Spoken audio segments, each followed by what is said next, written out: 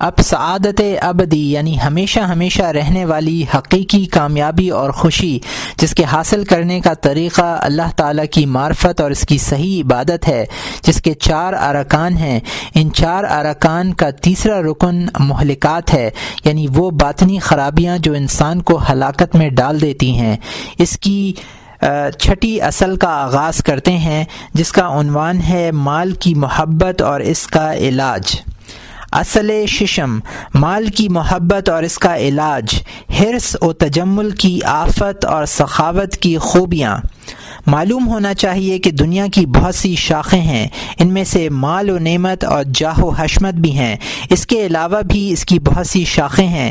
ان تمام میں مال کا فتنہ سب سے عظیم ہے، کیونکہ حق تعالی نے اس کا نام عصبہ رکھا ہے اور فرمایا ہے فَلَاقْتَحَمَ الْعَقَبَةَ وَمَا أَدْرَاكَ مَا الْعَقَبَةُ فَكُّ رَقَبَةٍ أَوْ إِطْعَامٌ فِي يَوْمٍ ذِي مَسْغَبَةٍ۔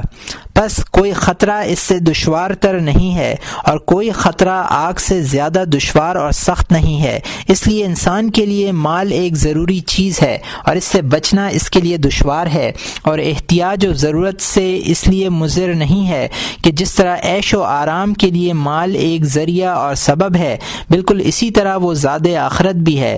انسان کو لباس و مکان درکار ہے، اس کے بجز گزارا نہیں، اور یہ چیزیں مال سے میسر آتی ہیں۔ اگر یہ چیزیں انسان کو نہ ملیں تو اس کا صبر کرنا ناممکن ہے، اور جب مال مل گیا تو گناہ اور معصیت سے محفوظ رہنا ناممکن ہے، اور اگر مال نہ رہے تو افلاس اور غربت میں مبتلا رہنے پر کفر کا اندیشہ ہے، اور اگر مال پاس ہے اور توانگر ہے تو تکبر اور غرور کا خطرہ ہے۔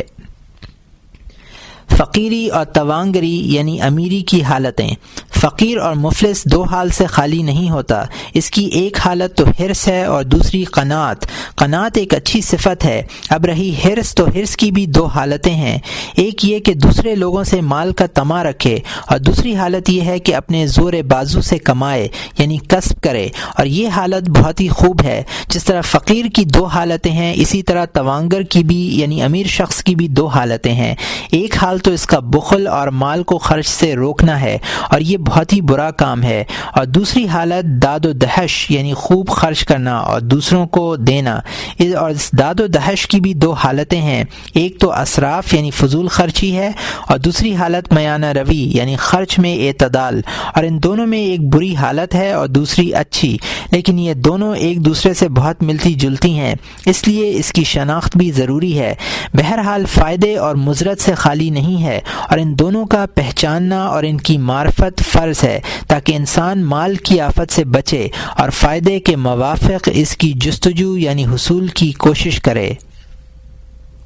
مال کی کراہت۔ اللہ تعالیٰ کا ارشاد ہے یا ایھا الذین آمنوا لا تلہکم اموالکم ولا اولادکم عن ذکر اللہ ومن یفعل ذلک فاولئک هم الخاسرون۔ اے ایمان والو، تمہارے مال نہ تمہاری اولاد کوئی چیز تمہیں اللہ کے ذکر سے غافل نہ کرے، اور جو ایسا کرے گا تو وہی لوگ نقصان میں ہیں۔ اس ارشاد ربانی سے واضح ہے کہ جس شخص کو اس کا مال اور اس کی اولاد خدا کے ذکر یعنی یاد سے غافل بنا دے، وہ نقصان اور خسران والوں میں سے ہوگا۔ حضور اکرم صلی اللہ علیہ وآلہ وسلم کا ارشاد ہے کہ مال و جاہ کی محبت دل میں نفاق کو اس طرح نشو و نما دیتی ہے جس طرح پانی سبزی کو۔ حضور صلی اللہ علیہ وآلہ وسلم نے مزید فرمایا ہے 2 بھوکے بھیڑیے بکریوں کے ریوڑ میں ایسی تباہی نہیں مچاتے جیسی مال و جاہ کی محبت مرد مومن کے دین میں تباہی مچاتی ہے۔ بعض اصحاب نے رسول اکرم صلی اللہ علیہ وآلہ وسلم سے دریافت کیا کہ آپ کی امت میں برے لوگ کون سے ہوں گے؟ حضور صلی اللہ علیہ وآلہ وسلم نے فرمایا مالدار لوگ۔ ایک اور حدیث شریف میں ہے کہ میرے بعد ایسے لوگ پیدا ہوں گے کہ انواع و اقسام کے لذیذ کھانے کھائیں گے اور طرح طرح کے کپڑے پہنیں گے، خوبصورت عورتیں اور قیمتی گھوڑے رکھیں گے، ان کا پیٹ تھوڑے کھانے سے سیر نہ ہوگا، اور وہ بہت زیادہ مال پر بھی قناعت نہیں کریں گے، ان کا ہر ایک عمل دنیا کے واسطے ہوگا۔ میں محمد صلی اللہ علیہ وآلہ وسلم تم کو حکم دیتا ہوں، تم اپنی اولاد تک یہ بات پہنچانا کہ جو کوئی تمہاری اولاد میں ان کو دیکھے اس کو چاہیے کہ ان کو سلام نہ کرے، بیمار ہوں تو ان کی عیادت نہ کرے، اور اگر کوئی اس کے خلاف کرے گا وہ اسلام کو ویران اور برباد کرنے میں ان کا مددگار ہوگا۔ حضور صلی اللہ علیہ وسلم نے یہ بھی ارشاد فرمایا ہے کہ دنیا کو اہل دنیا کے پاس چھوڑ دو کہ جو کوئی اس کو اپنی حاجت سے زیادہ لے گا وہ اس کی ہلاکت کا باعث بنے گی اور وہ اس سے واقف نہیں ہوگا، اس کو خبر ہی نہ ہوگی۔ حضور صلی اللہ علیہ وسلم فرماتے ہیں کہ انسان ہمیشہ یہی کہتا ہے میرا مال اور مال، سوائے اس کے تیرا مال کیا ہے کہ اس کو کھائے اور نابود کرے، کپڑے کو پہنے اور پرانا کر دے، یا اس کو خیرات کر دے اور خداوند تعالی کے پاس ذخیرہ کر دے۔ کسی شخص نے حضور صلی اللہ علیہ وسلم سے دریافت کیا کہ حضور میں کیا کروں، میرے پاس کسی طرح کا توشہ مرگ زاد آخرت نہیں ہے۔ آپ صلی اللہ علیہ وسلم نے فرمایا تمہارے پاس مال ہے؟ انہوں نے کہا جی ہاں۔ آپ صلی اللہ علیہ وسلم نے فرمایا کہ تم اس مال کو اپنے آگے بھیج دو، یعنی صدقہ کر دو، کہ انسان کا دل مال کے ساتھ لگا رہتا ہے، اگر اس نے مال کو چھوڑ دیا تو وہ دنیا میں رہے گا، اس کے لیے ذخیرہ آخرت نہیں بن سکے گا، اور اگر صدقہ و خیرات سے آپ اپنے آگے بھیج دیا تو وہ خدا کے پاس رہے گا۔ انسان کے دوست تین قسم کے ہیں۔ حضور پر نور صلی اللہ علیہ وسلم نے ارشاد فرمایا کہ آدمی کے دوست تین قسم کے ہیں، ایک تو وہ دوست ہے کہ اس کی موت تک اس کے ساتھ وفاداری کرتا ہے، ایک وہ جو لبے گور تک یعنی قبر تک، اور ایک قیامت تک اس کے ساتھ وفاداری کرے گا، اور وہ جو موت تک ساتھ رہتا ہے وہ مال ہے، اور جو لبے گور یعنی قبر تک ساتھ رہتا ہے رشتہ دار ہے، اور جو قیامت تک ساتھ رہتا ہے اس کا عمل ہے۔ حضور صلی اللہ علیہ وسلم نے یہ بھی ارشاد فرمایا ہے کہ جب آدمی مر جاتا ہے تو لوگ پوچھتے ہیں کہ کیا چھوڑا، اور فرشتے دریافت کرتے ہیں کہ اپنے آگے کیا بھیجا۔ حضور صلی اللہ علیہ وسلم نے مزید ارشاد فرمایا کہ زمین اور باغات مت لو کہ یہ دنیا کی محبت کا باعث ہوگا۔ حضرت عیسیٰ علیہ السلام سے آپ کے حواریوں نے پوچھا کہ آپ پانی پر چل سکتے ہیں لیکن ہم نہیں چل سکتے، ہم میں یہ طاقت و قدرت نہیں ہے، اس کا کیا سبب ہے؟ آپ نے جواب دیا کہ مال و زر تمہاری نظر میں کیسا ہے؟ انہوں نے کہا کہ بہت اچھا معلوم ہوتا ہے۔ حضرت عیسیٰ علیہ السلام نے فرمایا کہ میری نظر میں خاک اور زر دونوں برابر ہیں، اسی وجہ سے اللہ تعالیٰ نے مجھ میں پانی پر چلنے کی قدرت و قوت عطا کی ہے۔ اس سلسلے میں صحابہ کرام اور بزرگوں کے اقوال نقل ہے کہ کسی نے حضرت ابو درداء رضی اللہ تعالیٰ عنہ کو تکلیف پہنچائی، آپ نے کہا بار الہ اس شخص کو تندرستی، عمر دراز اور مال کثیر عطا فرما۔ اس طرح حضرت ابو درداء نے اس شخص کو بد دعا دی، کیونکہ جب یہ چیزیں کسی کو ملتی ہیں تو اس کو تکبر، غفلت، آخرت سے غافل بنا دیتے ہیں اور وہ ہلاکت میں پڑ جاتا ہے، اس کے لیے ہلاکت اور تباہی ہے۔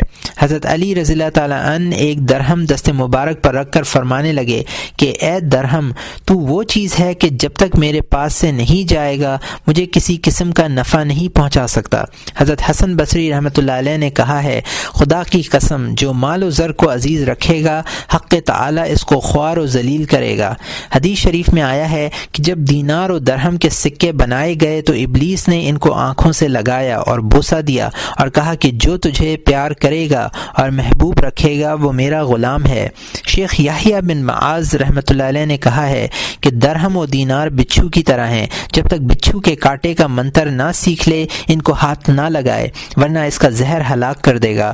لوگوں نے پوچھا وہ منتر کیسا ہے؟ انہوں نے جواب دیا کہ مال حلال کی کمائی کا ہو اور اس کو بجا طور پر خرچ کیا جائے۔ مسلمہ بن عبد المالک رحمۃ اللہ علیہ حضرت عمر بن عبدالعزیز رحمۃ اللہ علیہ کے پاس ان کا دم باز پسی پہنچے اور دریافت کیا کہ اے امیر المومنین، آپ نے ایسا کام کیا ہے جو کسی نے نہ کیا ہو، آپ کے 13 فرزند ہیں اور آپ نے ان کے لیے ایک درہم بھی باقی نہیں چھوڑا۔ یہ سن کر حضرت عمر بن عبدالعزیز رحمۃ اللہ علیہ نے کہا اس کے علاوہ میں نے ان کی ملک دوسروں کو اور دوسروں کی ملک ان میں سے کسی ایک کو بھی نہیں دی ہے۔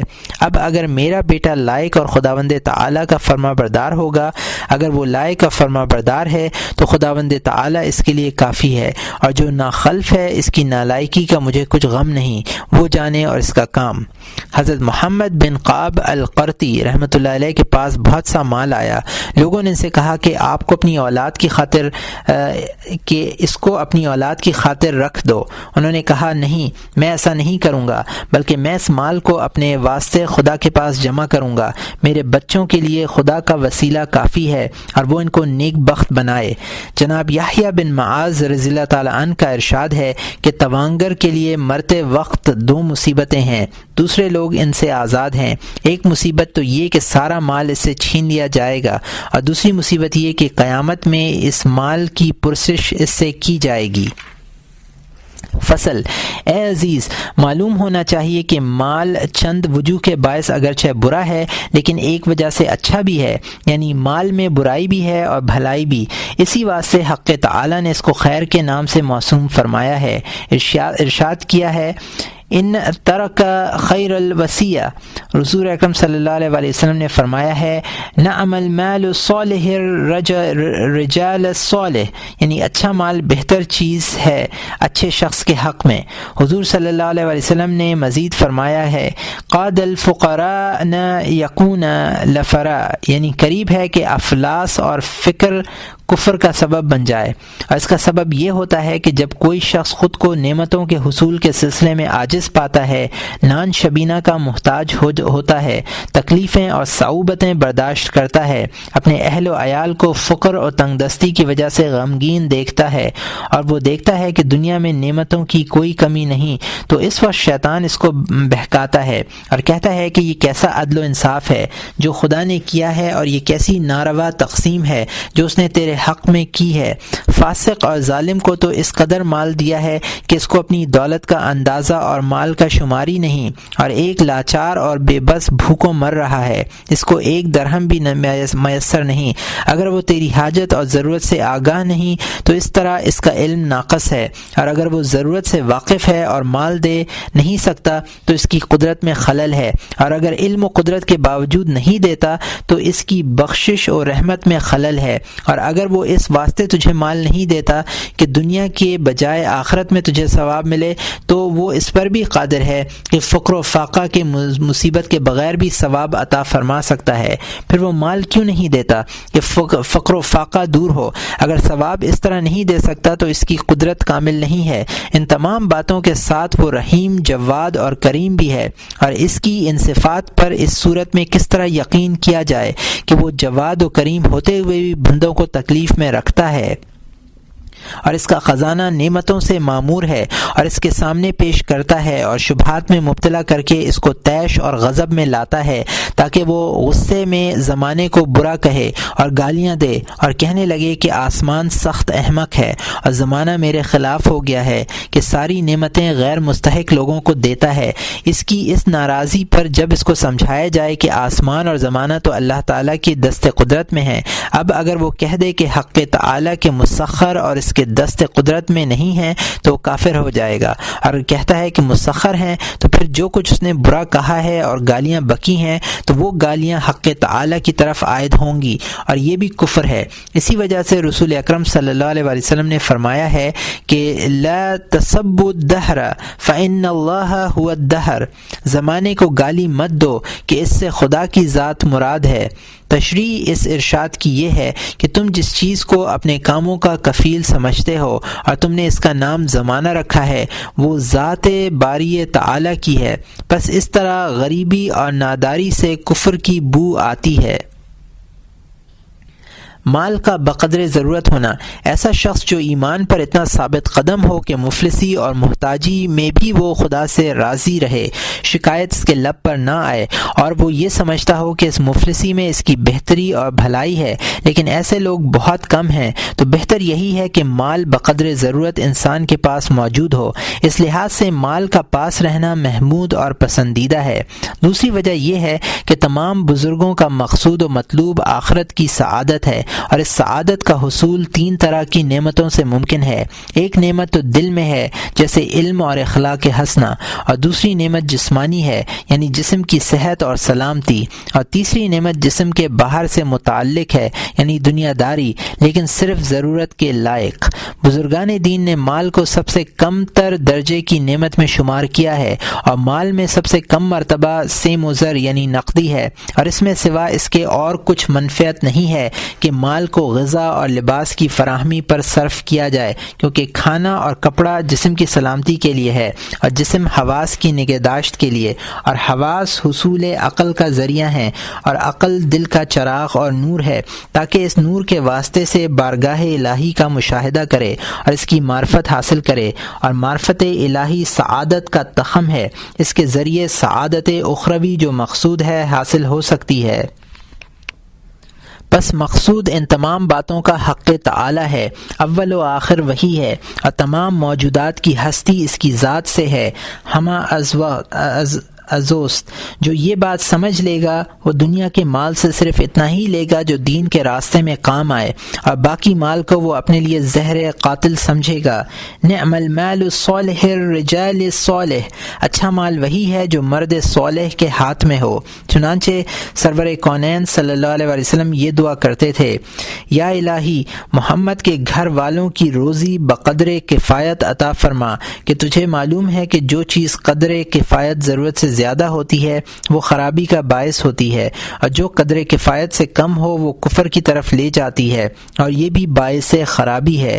پس جس شخص نے اس بات کو معلوم کر لیا اور اس حقیقت کو پا لیا وہ ہرگز مال کو دوست نہیں رکھے گا، کیونکہ جو شخص ایک چیز کو اپنے کسی مطلب یا مقصد کے لیے ڈھونڈتا ہے وہ اس مطلب یا مقصد کو دوست رکھتا ہے، نہ کہ اس چیز کو۔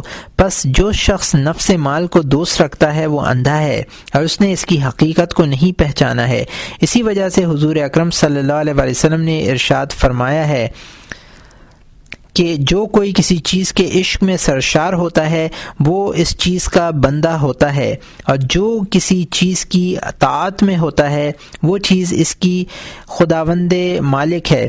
اسی بنا پر حضرت ابراہیم علیہ السلام نے فرمایا، وَجْنُبْنِي وَبَنِيَّ أَن نَعْبُدُ الْأَصْنَامَ، الہی مجھے اور میرے فرزندوں کو بت پرستی سے بچا۔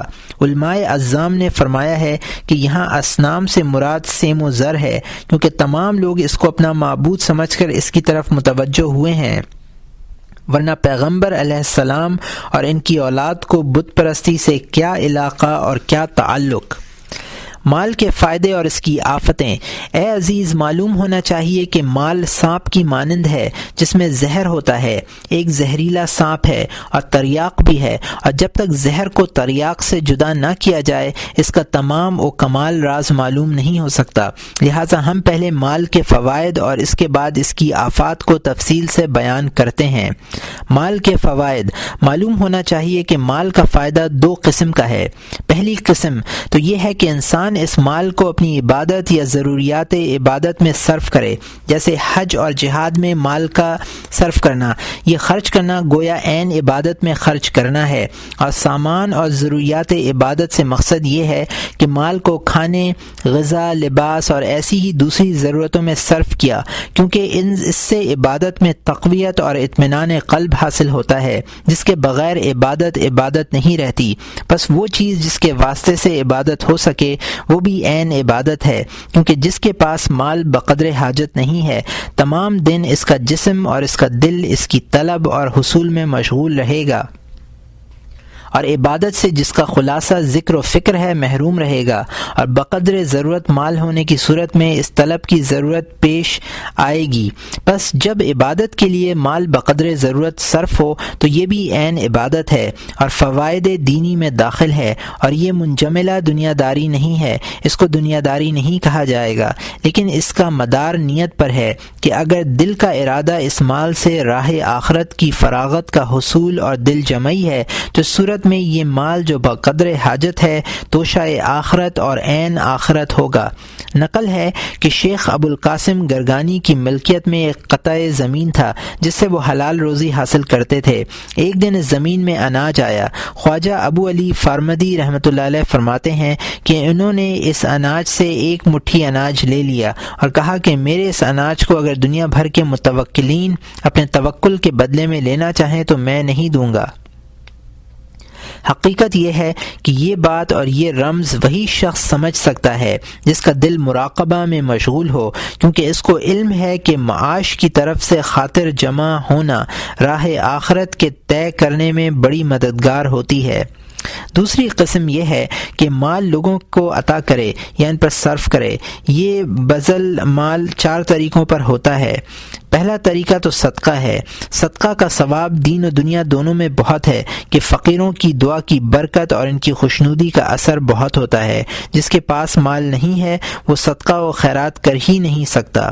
دوسرا طریق بطور مروت مال کا خرچ کرنا ہے، مثلا دوسروں کو اپنا مہمان بنائے، میزبان کے فرائض انجام دے، اپنے دینی بھائیوں کے ساتھ احسان کرے، خواہ وہ مالدار ہوں، ان کو ہدیہ دے اور مال سے ان کی غمخواری کرے، لوگوں کے حقوق ادا کرے اور دوسرے جائز رسوم بجا لائے۔ یہ عمل اگر توانگروں یعنی امیروں کے ساتھ بھی کیا جائے تو پسندیدہ ہے۔ اس سے سخاوت کی صفت پیدا ہوتی ہے اور معلوم رہے کہ سخاوت بہت ہی عظیم خلق ہے۔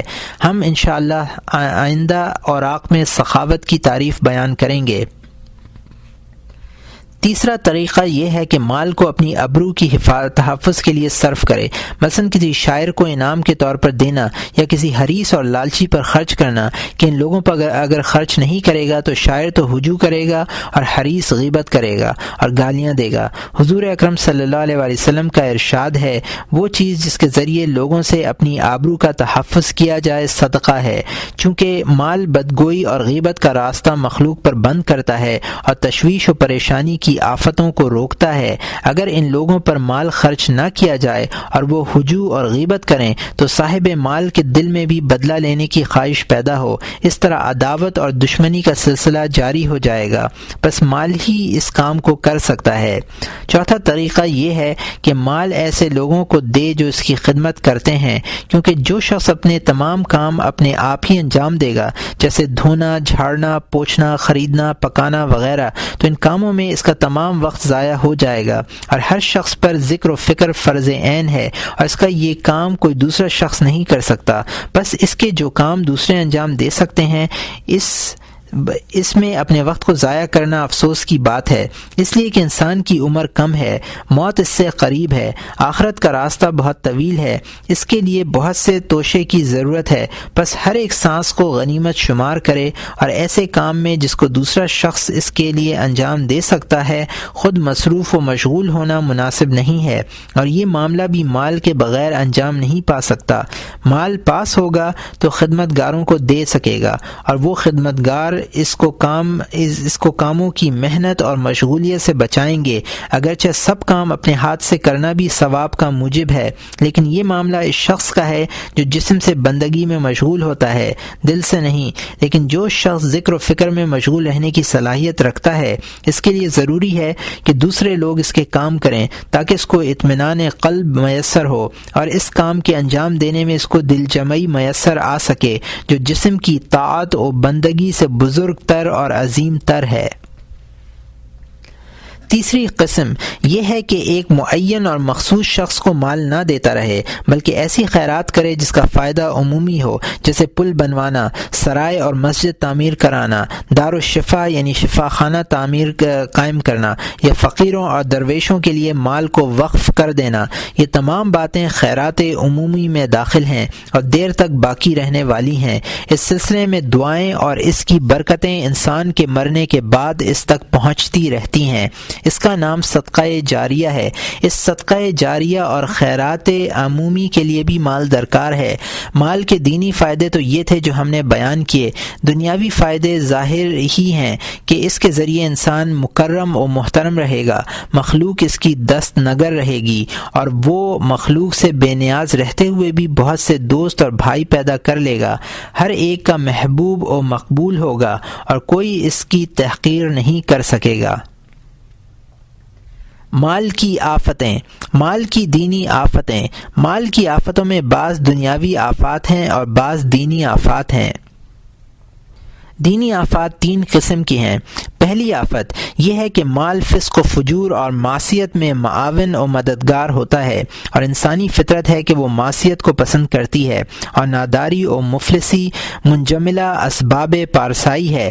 ایسی صورت میں کہ آدمی کو مال کے ذریعے قدرت حاصل ہو تو اگر وہ معصیت میں مبتلا ہوگا تو اس کی ہلاکت کا موجب ہوگا، اور اگر اس خواہش اور معصیت پر صبر کرے گا تو بڑا جبر کرنا پڑے گا، کیونکہ قدرت رکھتے ہوئے صبر کرنا بہت ہی دشوار ہے۔ دوسری آفت یہ ہے کہ آدمی اگرچہ بڑا دیندار ہے اور معصیت سے خود کو محفوظ رکھتا ہے، پھر بھی مباح چیزوں کے ذوق و شوق سے اپنے آپ کو نہ بچا سکے گا، اور کسی شخص میں قدرت ہے کہ توانگری میں جو کی روٹی پر گزارا کرے اور موٹا کپڑا پہنے، جیسا کہ سلیمان علیہ السلام کا باوجود سلطنت اور بادشاہت کے معمول تھا کہ موٹا اور معمولی کپڑا پہنتے اور بہت ہی معمولی غذا استعمال کرتے تھے، اور جب آدمی عیش و عشرت میں پڑ جاتا ہے تو جسم اس سے لذت پاتا ہے، پھر وہ اس کو چھوڑ نہیں سکتا۔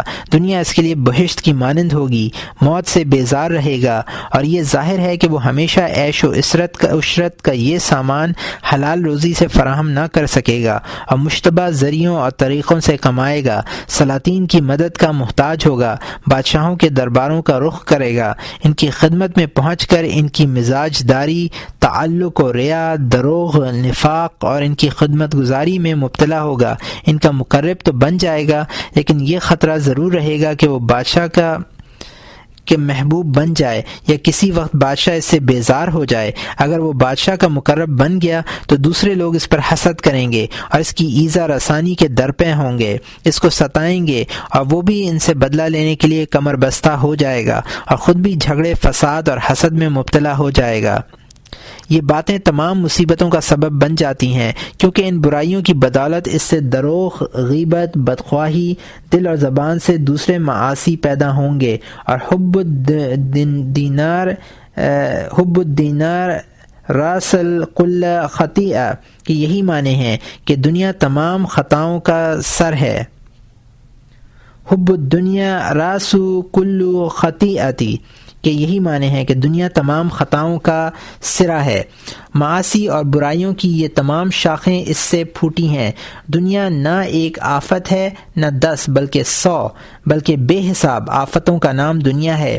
یہ ایک ایسا غار ہے جس کی تھا نہیں ہے، جس طرح دوزخ کا گڑھا جو ایسے ہی لوگوں کے لیے بنایا گیا ہے۔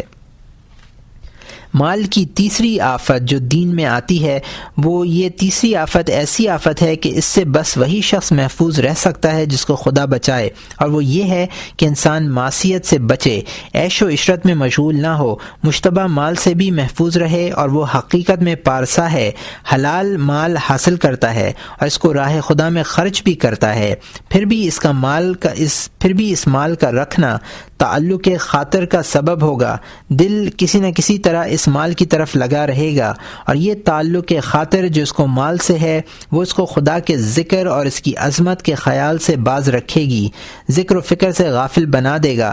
حالانکہ تمام عبادتوں کا خلاصہ یہی ہے کہ ذکر الہی انسان پر غالب ہو اور اس ذکر کے سوا کسی چیز سے اس کو انسیت نہ ہو، اور ما سوا اللہ سے بے نیاز اور مستغنی رہے۔ ان چیزوں کے لیے خاطر جمعی اور طمانینت قلب درکار ہے کہ کسی طرح مشغول نہ ہو۔ ایسا مالدار آدمی اگر زمین کا مالک ہے تو بسا اوقات وہ اس زمین کی آبادی کے خیال، اس زمین میں جو دوسرے لوگ شریک ہیں ان کی خصومت اور عداوت کی فکر میں رہے گا، خراج دینے اور رعایا یعنی کاشتکاروں سے حساب کتاب مال گزاری لینے میں مصروف رہے گا، اور اگر ایسا نہیں ہے بلکہ تجارت کرتا ہے تو تجارت اور کاروبار میں دوسرے شریکوں، مال تجارت کے گھاٹے، سفر کی تدابیر اور نفع بخش کاروبار کی فکر میں لگا رہے گا۔ اگر یہ نہیں بلکہ جانور پالے ہوئے ہیں اور ان کی تجارت کرتا ہے تو اس تجارت کا بھی یہی حال ہوگا، ایسی ہی مصروفیت اور وسوسے پیدا ہوں گے۔ بظاہر وہ مال جو گنج کی شکل میں دفن ہے آدمی کو بخیل بنانے والا ہے، اپنی ضرورت کے مطابق اس میں سے نکال کر خرچ کرتا رہتا ہے، لیکن یہ مال بھی اس کو مصروف رکھنے والا ہے کہ وہ ہمیشہ اس کی فکر میں رہتا ہے، اور یہ دھڑکا لگا رہتا ہے کہ کوئی اس کو چرا کر نہ لے جائے یا کوئی شخص اس کا کھوج نہ لگا لے کہ خزانہ کس جگہ دفن ہے۔ غرض یہ کہ دنیا والوں کی فکر کا میدان بہت وسیع ہے اور اس کا اور چھور نہیں ہے۔ اگر کوئی شخص یہ چاہتا ہے کہ دنیا داری کے ساتھ ساتھ طمانینت قلب اور خاطر جمعی کو حاصل کرے تو اس کی مثال اس شخص کی ہے جو پانی میں گھس کر یہ چاہتا ہے کہ بھیگنے سے محفوظ رہے، جو ناممکن ہے۔ بس مال کے فائدے اور اس کی آفتیں یہی ہیں جو ہم نے بیان کی، تاکہ عقل مند لوگ ان آفتوں کو سمجھ لیں اور جان لیں کہ مال بقدر ضرورت تریاق ہے اور اس سے زیادہ زہر کا خاصہ رکھتا ہے۔ حضور اکرم صلی اللہ علیہ وسلم نے اپنے اہل بیت کے لیے اسی قدر مال بقدر ضرورت کی خواہش فرمائی اور مختصر طور پر یہ فرمایا کہ جو کوئی مال کو قدر حاجت سے زیادہ لیتا ہے اس نے اپنی خرابی اور بربادی کی چیز کو خود پسند کیا۔ اس طرح یکبارگی مال کو اڑا دینا، صرف کر دینا کہ کچھ باقی نہ رہے اور ضرورت کے وقت پریشانی لاحق نہ ہو، شریعت میں درست نہیں ہے۔ چنانچہ حق تعالی نے سرور کائنات صلی اللہ علیہ وسلم کو مخاطب کرتے ہوئے فرمایا ہے وَلَا تَبْسُطُهَا كُلُّ الْبَسْطِ فَتَقْعُدَ مَلُومًا مَحْسُورًا، اور ہاتھ نہ پورا کھول دے کہ تو بیٹھا رہے ملامت کیا ہوا، تھکا ہوا۔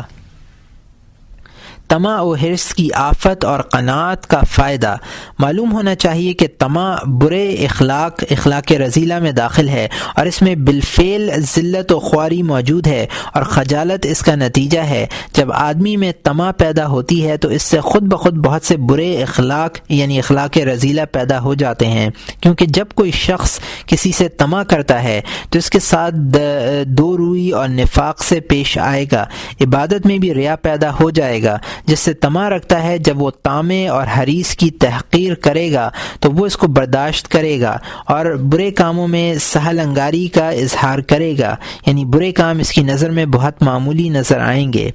ارشادات نبوی صلی اللہ علیہ وسلم ہیں کہ انسان فطرتاً اور بالطبع حریص ہے، جو کچھ اس کے پاس ہے ہرگز اس پر قناعت نہیں کرتا، اور حرص و طمع سے سوائے قناعت کے بچنا ناممکن ہے۔ حضور اکرم صلی اللہ علیہ وسلم نے ارشاد فرمایا ہے کہ اگر انسان کے پاس 2 وادیوں سے بھرا ہوا مال ہو تو وہ تیسری وادی مال سے بھری ہوئی چاہے گا۔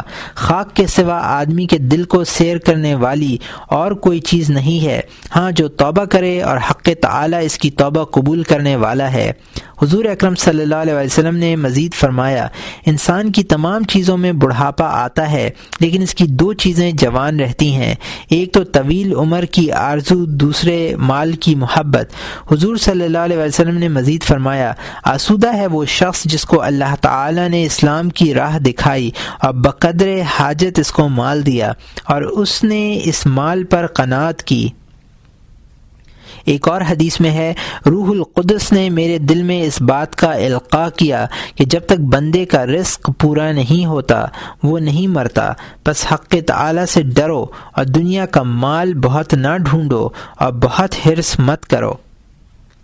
ایک اور ارشاد ہے کہ مال مشتبہ سے بچو تاکہ تم سب لوگوں سے زیادہ عابد ہو جاؤ، اور جو کچھ تمہارے پاس ہے اس پر قناعت کرو تاکہ سب سے زیادہ شاکر تم بنو، اور دوسرے لوگوں کے لیے وہی چیز پسند کرو جو اپنے لیے پسند کرتے ہو تاکہ مومن بن جاؤ۔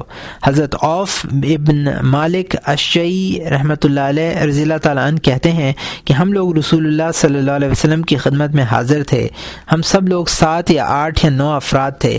آپ صلی اللہ علیہ وسلم نے ارشاد فرمایا کہ رسول اللہ سے بیعت کرو۔ ہم نے عرض کیا یا رسول اللہ کیا ہم ایک بار بیعت نہیں کر چکے؟ آپ صلی اللہ علیہ وسلم نے پھر فرمایا کہ اللہ کے رسول سے بیعت کرو۔ آپ کا دوبارہ ارشاد گرامی سن کر ہم لوگوں نے اپنے ہاتھ کی طرف بڑھائے، آپ کے ہاتھ کی طرف بڑھائے اور دریافت کیا کہ حضور ہم کس بات پر بیعت کریں؟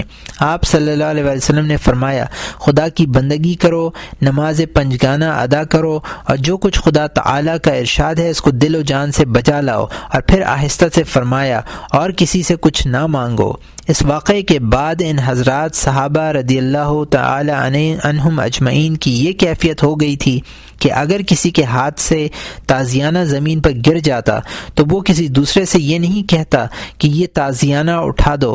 حضرت موسیٰ علیہ السلام نے بارگاہ الہی میں عرض کیا کہ الہی تیرے بندوں میں سب سے زیادہ توانگر یعنی امیر کون ہے؟ ارشاد ہوا کہ وہ شخص جو اس چیز پر قناعت کر لے جو اس کو میں عطا کروں۔ انہوں نے پھر عرض کیا کہ الہی سب سے زیادہ عادل بندہ کون ہے؟ فرمایا وہ ہے جو ہر ایک کام میں انصاف کرنے سے نہ چوکے۔ اقوال بزرگاں جناب ابن وسیع سوکھی روٹی پانی میں بھگو کر کھاتے اور فرماتے جو اس پر قناعت کرے گا وہ مخلوق سے بے نیاز رہے گا۔ حضرت ابن مسعود رضی اللہ تعالیٰ عنہ نے فرمایا ہے کہ ہر روز فرشتہ یہ منادی کرتا ہے کہ اے فرزند آدم کہ وہ تھوڑا مال جو تجھے کفایت کرے اس کثیر مال سے بہتر ہے جس سے بے اندازہ مسرت اور غفلت پیدا ہو۔ جناب سعید ابن اجلان کہتے ہیں کہ تیرا سارا شکم ایک بالش سے زیادہ طویل و عرض میں نہیں ہے، ہمہ شکم وجبے در وجبے بیش نیست، اور یہ ذرا سی چیز تجھے دوزخ میں ڈال دے تو عجیب سی بات ہوگی۔ حدیث شریف میں ہے کہ حق تعالی نے فرمایا ہے کہ اے فرزند آدم اگر تجھے ساری دنیا دے دوں تب بھی تو اس سے صرف اپنی روزی مقسوم کے مطابق کھائے گا، اور جب میں تجھ میں تیری خوراک سے زیادہ نہ دوں اور اس کے حساب کا شغل دوسروں کے سپرد کر دوں، دنیا کے دوسرے لوگ دولت کثیر کا حساب کتاب کرنے میں مشغول رہیں تو تجھ پر یہ میرا بہت بڑا احسان ہے۔ کسی دانشمند کا قول ہے حریص اور طامع سب سے زیادہ غمگین رہے گا اور قانع ہمیشہ خوش رہے گا، اور حاسد کا غم کی تو انتہا ہی نہیں ہے، اور تارک دنیا ہمیشہ سبکدوش اور سبکبار رہتا ہے، اور عالم جو بدکار ہے سب سے زیادہ پشیمان رہتا ہے۔ حکایت جناب شابی رحمۃ اللہ علیہ فرماتے ہیں کہ کسی شخص نے ایک چڑیا کو پکڑ لیا۔ اس چڑیا نے اسے پوچھا کہ مجھے تو نے کس لیے پکڑا ہے؟ اس شخص نے کہا کہ میں تجھے ذبح کر کے کھاؤں گا۔ اس نے کہا کہ مجھ سے تو تیرا پیٹ نہیں بھرے گا، البتہ میں تجھے 3 باتیں بتاتی ہوں، وہ تجھ کو میرے کھانے سے زیادہ نفع دیں گی۔ سن، ان میں سے ایک بات تو تیرے ہاتھ میں رہتے ہوئے بتاؤں گی، دوسری بات اس وقت کہوں گی جب تو مجھے آزاد کر دے گا، اور تیسری بات اس وقت کہوں گی جب درخت سے اڑ کر اس پہاڑ پر جا بیٹھوں گی۔ اس شخص نے کہا پہلی بات کون سی ہے؟ چڑیا نے کہا وہ یہ ہے کہ جو چیز ہاتھ سے جائے اس کا غم نہ کرنا۔ یہ سن کر اس شخص نے اس چڑیا کو چھوڑ دیا اور وہ درخت پر جا کر بیٹھ گئی۔ اس وقت شخص نے کہا اب دوسری بات بتا۔ اس نے کہا کہ محال بات کو باور نہ کرنا۔ یہ کہہ کر وہ درخت سے اڑ کر قریب کے پہاڑ پر جا بیٹھی اور وہاں بیٹھ کر کہنے لگی کہ تو بہت بدقسمت ہے، اگر تو مجھے ذبح کرتا تو مالدار ہو جاتا، کیونکہ میرے پیٹ میں 2 لال ہیں، ہر ایک لال کا وزن 20 مسقال ہے۔ یہ سن کر وہ شخص بہت افسوس کرنے لگا اور کہا خیر اب تیسری بات تو بتا دے۔ چڑیا نے کہا اب میں تیسری بات کیا بتاؤں کہ تو نے پہلی 2 باتوں کو ہی یاد نہیں رکھا؟ میں نے تجھ سے نہیں کہا تھا کہ گزری بات کا غم نہ کرنا اور محال بات کو باور نہ کرنا؟ سن، میں جب تیرے ہاتھ میں تھی تو تمام گوشت و پوست اور پر سمیت میرا وزن 10 مسقال سے بھی زیادہ نہ تھا۔ میرے پیٹ میں ایسے 2 لال کس طرح ہو سکتے ہیں جس میں سے ہر ایک کا وزن 20 مسقال ہو؟ یہ کہہ کر وہ چڑیا پہاڑ سے اڑ گئی۔ اس حکایت سے مقصود یہ ہے کہ جب طمع ظاہر ہوتی ہے تو آدمی ہر محال بات کو باور کر لیتا ہے۔ ابن سماک رحمۃ اللہ علیہ نے کہا ہے کہ طمع ایک رسی ہے جو تیری گردن میں بندھی ہے اور ایک ڈوری ہے جو تیرے پاؤں میں بندھی ہے، گردن کی رسی کو نکال تاکہ پاؤں کی ڈوری کھل سکے۔ حرص و طمع کا علاج۔ اے عزیز، معلوم ہونا چاہیے کہ اس مرض کی دوا ایک معجون ہے جو صبر کی تلخی، علم کی شیرینی اور عمل کی دشواری سے مرکب ہے، اور دل کی بیماریوں کا علاج انہی اجزاء سے ہوتا ہے۔ حرص اور طمع کا علاج ان 5 چیزوں سے ہوگا۔ پہلی چیز عمل ہے۔ عمل سے علاج اس طرح ہوگا کہ آدمی اپنے خرچ کو کم کرے، موٹا سادہ لباس پہنے اور سوکھی روٹی پر قناعت کرے۔ سالن کا استعمال کبھی کبھی کرنا چاہیے۔ یہ ضروریات انسان کے بغیر طمع اور حرص کے آسانی سے پوری ہو سکتی ہیں۔ اگر اخراجات بہت ہوں گے تو قناعت اختیار نہیں کر سکے گا۔ حضور اکرم صلی اللہ علیہ وآلہ وسلم کا ارشاد ہے من آل من اقتصد، یعنی جس کا خرچ متوسط درجے کا ہوگا وہ کبھی محتاج نہیں ہوگا۔ حضور اکرم صلی اللہ علیہ وآلہ وسلم کا یہ ارشاد بھی ہے 3 چیزیں ہیں جن میں خلائق کی نجات ہے۔ پہلی، خلوت و جلوت میں خدا سے ڈرنا۔ دوسری، درویشی اور توانگری کی حالت میں اعتدال سے خرچ کرنا۔ تیسری، خوشی اور غم میں انصاف سے گریز نہ کرنا۔ کسی شخص نے حضرت ابو درداء رضی اللہ تعالی عنہ کو دیکھا کہ کھجور کی گٹھلیاں چن رہے تھے اور کہتے جاتے تھے کہ روزی میں اعتدال کو مد نظر رکھنا انسان کی دانشمندی ہے۔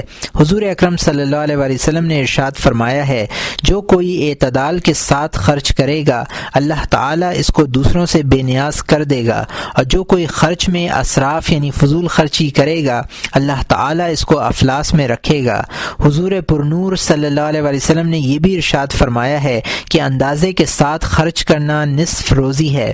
دوسری چیز یہ ہے کہ جب ایک دن کی روزی میسر آئے تو آئندہ کی روزی کی فکر نہ کرے، کیونکہ اس طرح شیطان اس سے کہتا ہے کہ شاید تیری عمر دراز ہو اور کل کی روزی میسر نہ آئے، بس آج ہی اس کی جستجو کر اور بے فکر ہو کر مت بیٹھ، اور جہاں کہیں سے بھی مال ملے اسے حاصل کر لے، جیسا کہ حق تعالی نے ارشاد فرمایا ہے، الشیطان یعدکم الفقر ویأمرکم بالفحشاء، شیطان تمہیں اندیشہ دلاتا ہے محتاجی کا اور حکم دیتا ہے بے حیائی کا۔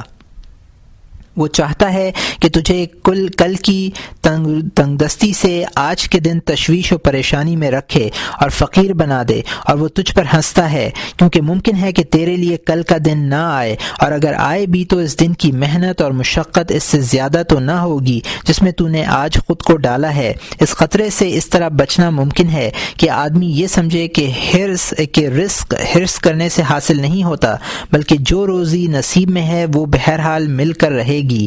حضور اکرم صلی اللہ علیہ وسلم ایک دن حضرت ابن مسعود رضی اللہ تعالی عنہ کے پاس تشریف لے گئے تو ان کو نہایت فکر مند پایا۔ حضور علیہ الصلاۃ والسلام نے ان سے فرمایا، فکر مت کرو، جو مقدور میں ہے وہ ہوگا، اور جو تمہاری روزی ہے وہ یقیناً تم کو ملے گی۔ بس آدمی کو چاہیے کہ یہ بات خیال میں رکھے کہ روزی ایسی جگہ سے پہنچتی ہے جو اس کے خیال میں بھی نہیں ہوتی۔ حق تعالی شانہ کا ارشاد ہے، وَمَن يَتَّقِ اللَّهَ يَجْعَلْ لَهُ مَخْرَجًا وَيَرْزُقْهُ مِنْ حَيْثُ لَا يَحْتَسِبُ، جو کوئی تقوی اختیار کرتا ہے وہ اللہ تعالیٰ اس کو اس کی روزی ایسی جگہ سے دے گا جس کا اس کو وہم و گمان بھی نہ ہوگا۔ حضرت ابو سفیان الثوری رضی اللہ تعالی عنہ نے کہا، پرہیزگار رہ، کیونکہ پرہیزگار کبھی بھوک سے نہیں مرے گا، یعنی خداوند تعالی لوگوں کے دلوں میں اس قدر رحم ڈالے گا کہ بغیر مانگے اس کی روزی اس کے پاس پہنچے گی اور لوگ اس کے پاس پہنچائیں گے۔ حضرت ابو حازم رضی اللہ تعالی عنہ نے کہا ہے کہ رزق کی دو قسمیں ہیں، جو کچھ میری روزی میں ہوگا وہ مجھے جلد پہنچ جائے گا، اور جو دوسرے کی روزی میں ہے وہ تمام اہل زمین اور اہل آسمان کی کوشش سے بھی مجھے نہیں ملے گی، بس اس کی فکر میں میری بے قراری کس کام آ سکتی ہے۔ تیسری چیز یہ ہے کہ آدمی کو یہ سمجھ لینا چاہیے کہ اگر وہ طمع نہ کرے اور صبر کرے تو صرف غمگین ہوگا، اور اگر طمع کرے اور صبر کرے تو غمگین ہونے کے ساتھ ہی ساتھ ذلیل و خوار بھی ہوگا۔ طمع کے باعث لوگ اس کو ملامت بھی کریں گے اور آخرت کے عذاب کے خطرے میں بھی پڑے گا، اور اگر صبر کرے گا تو ثواب بھی حاصل ہوگا، نیک کاموں میں وہ شمار کیا جائے گا اور لوگ بھی تعریف کریں گے۔ اس طرح وہ رنج جس کے ساتھ ثواب آخرت، تعریف اور عزت بھی ہے، وہ اس رنج سے کہیں اولا اور بہتر ہے جس کے ساتھ عذاب کا خطرہ، ذلت اور ملامت ہو۔ حضور اکرم صلی اللہ علیہ وسلم کا ارشاد ہے کہ مومن کی عزت اس بات میں ہے کہ وہ خلائق سے بے نیاز ہو۔ امیر المومنین حضرت علی رضی اللہ تعالی عنہ نے فرمایا ہے، جس کے ساتھ تیری کوئی حاجت ہے تو اس کا قیدی اور اسیر ہے، اور جو شخص تیرا محتاج ہو تو اس کا امیر ہے اور وہ تیرا اسیر ہے۔ چوتھی چیز یہ ہے کہ آدمی کو غور کرنا چاہیے کہ وہ حرص و طمع کس لیے کر رہا ہے۔ اگر وہ شکم پروری کے لیے کر رہا ہے تو بیل اور گدھے اس سے زیادہ کماتے ہیں، وہ بیل اور گدھے سے بھی کمتر ہے۔ اگر شہوت، مباشرت اور جمع کی قوت کے لیے کر رہا ہے تو خنزیر اور ریچھ اس سے زیادہ شہوت رکھتے ہیں۔ اگر شان و شوکت اور عمدہ لباس کے لیے یہ حرص و طمع ہے تو اس معاملے میں وہ یہود و نصارہ کو اپنے سے برتر پائے گا، اور اگر طمع چھوڑ کے درماندگی پر قناعت اختیار کرے گا تو اولیاء اور انبیاء کی طرح ہوگا۔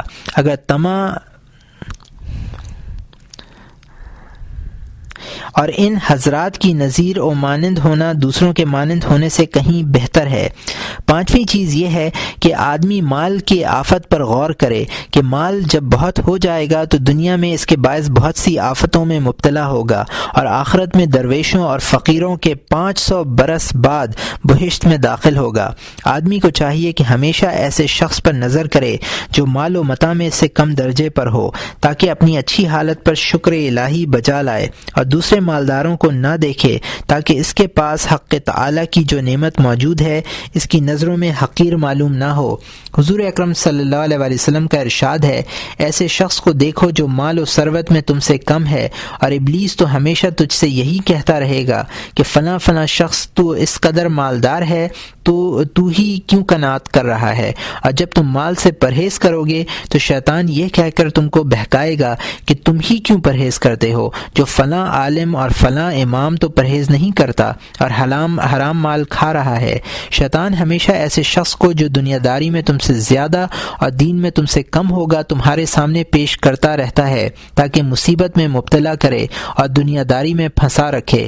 سعادت اور نیکی کا طریقہ وہی ہے جو اس کے خلاف ہو۔ بس تم کو لازم ہے کہ دین کے بارے میں بزرگوں پر نظر رکھو تاکہ تم کو اپنی کوتاہی اور خامی نظر آئے، اور دنیاوی مال و منال کے سلسلے میں ناداروں اور فقیروں پر نظر کرو تاکہ ان کے مقابلے میں تم خود کو مالدار اور توانگر پاؤ۔ سخاوت کی فضیلت اور اس کا ثواب۔ اے عزیز، معلوم ہونا چاہیے کہ جس شخص کے پاس مال نہ ہو اس کو قناعت اختیار کرنا اور حرص سے بچنا چاہیے، اور اگر توانگر اور مالدار ہو تو سخاوت اختیار کرے اور بخل سے بچے۔ ارشادات نبوی صلی اللہ علیہ وآلہ وسلم۔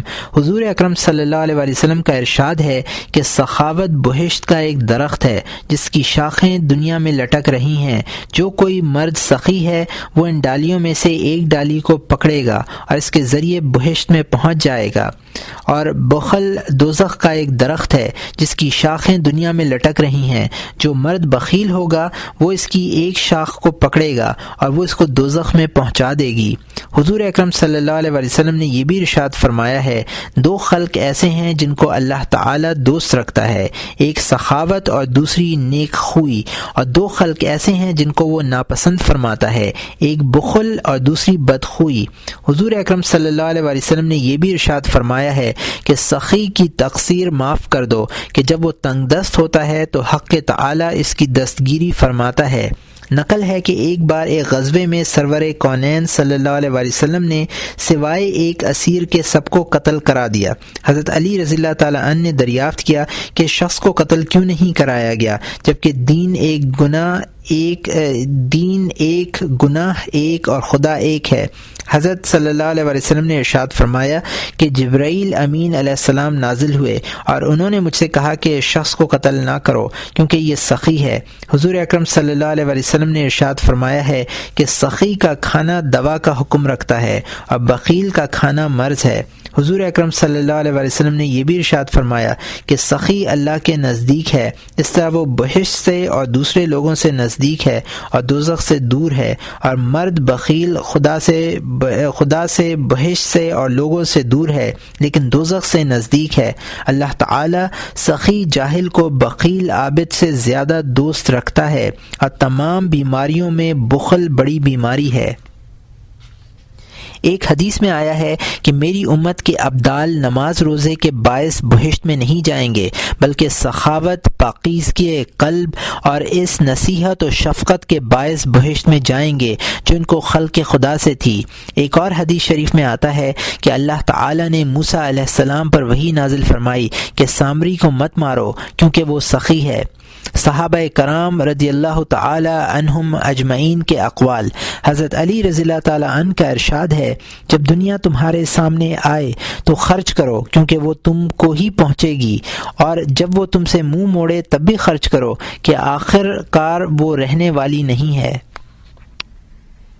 کسی شخص نے حضرت حسین ابن علی رضی اللہ تعالی عنہما کو اپنی کیفیت اور حالت لکھ کر پیش کی تو آپ نے وہ خط لیا اور جواب دیا کہ میں نے تمہاری حاجت پوری کر دی۔ لوگوں نے کہا کہ آپ نے اس شخص کے مکتوب کو تو پڑھا نہیں۔ آپ نے جواب دیا کہ مجھے یہ ڈر پیدا ہوا کہ اس کو ذلت کے ساتھ اگر میں اپنے سامنے کھڑا رکھوں گا تو حق تعالی اس باب میں مجھ سے پرسش فرمائے گا۔ جناب محمد ابن المنقدر نے ام درہ سے جو حضرت عائشہ رضی اللہ تعالی عنہا کی خادمہ تھیں یہ روایت کی ہے کہ ایک بار حضرت ابن زبیر رضی اللہ تعالی عنہ نے 2 تھیلیاں چاندی اور 1,80,000 درہم ام المومنین حضرت عائشہ رضی اللہ تعالی عنہا کی خدمت میں بھیجے۔ آپ نے وہ تمام مال ایک طبق میں رکھ کر تقسیم کر دیا۔ شام کے وقت آپ نے مجھ سے کھانا مانگا تاکہ روزہ افطار کریں۔ میں روٹی اور روغن زیتون آپ کے پاس لے گئی کہ اس کے سوا اس وقت کھانے کے لیے کچھ اور موجود نہ تھا، گوشت بھی نہ تھا۔ میں نے عرض کیا کہ اتنی رقم آپ کے پاس آئی تھی اور آپ نے وہ تمام رقم خرچ کر دی۔ آپ نے 1 درہم کا گوشت ہی ہمارے لیے منگا لیا ہوتا۔ ام المومنین رضی اللہ تعالی عنہا نے فرمایا کہ اگر تم یاد دلاتی تو میں ضرور منگا لیتی۔ جب حضرت امیر معاویہ رضی اللہ تعالی عنہ مدینہ منورہ میں آئے تو حضرت حسین رضی اللہ تعالی عنہ نے حضرت حسن رضی اللہ تعالی عنہ سے کہا کہ ان کے سلام کو نہ جائے۔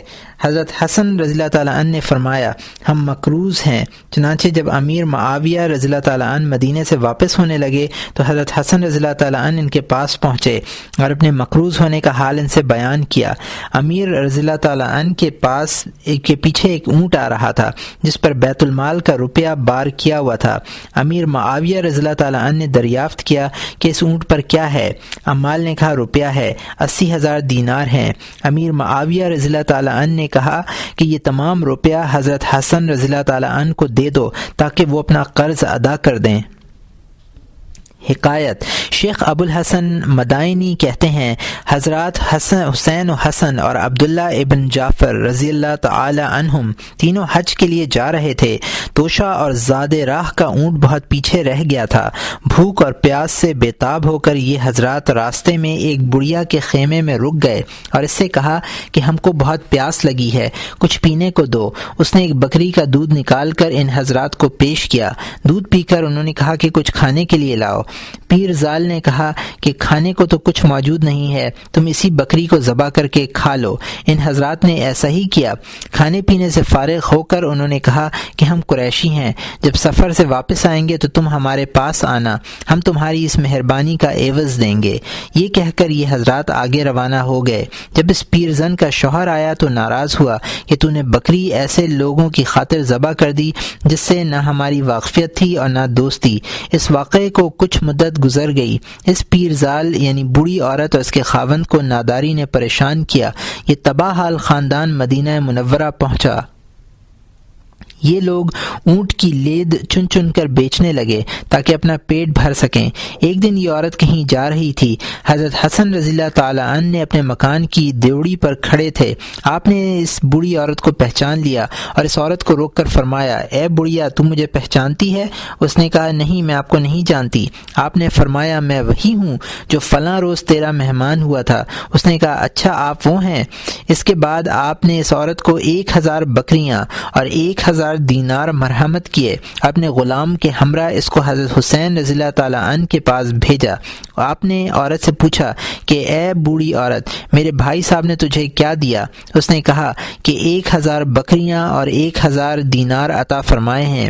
حضرت حسن رضی اللہ تعالی عنہ نے بھی اسی قدر انعام اس کو دیا اور اپنے غلام کے ہمراہ اپنے بھائی عبداللہ بن جعفر رضی اللہ تعالی عنہ کے پاس بھیجا۔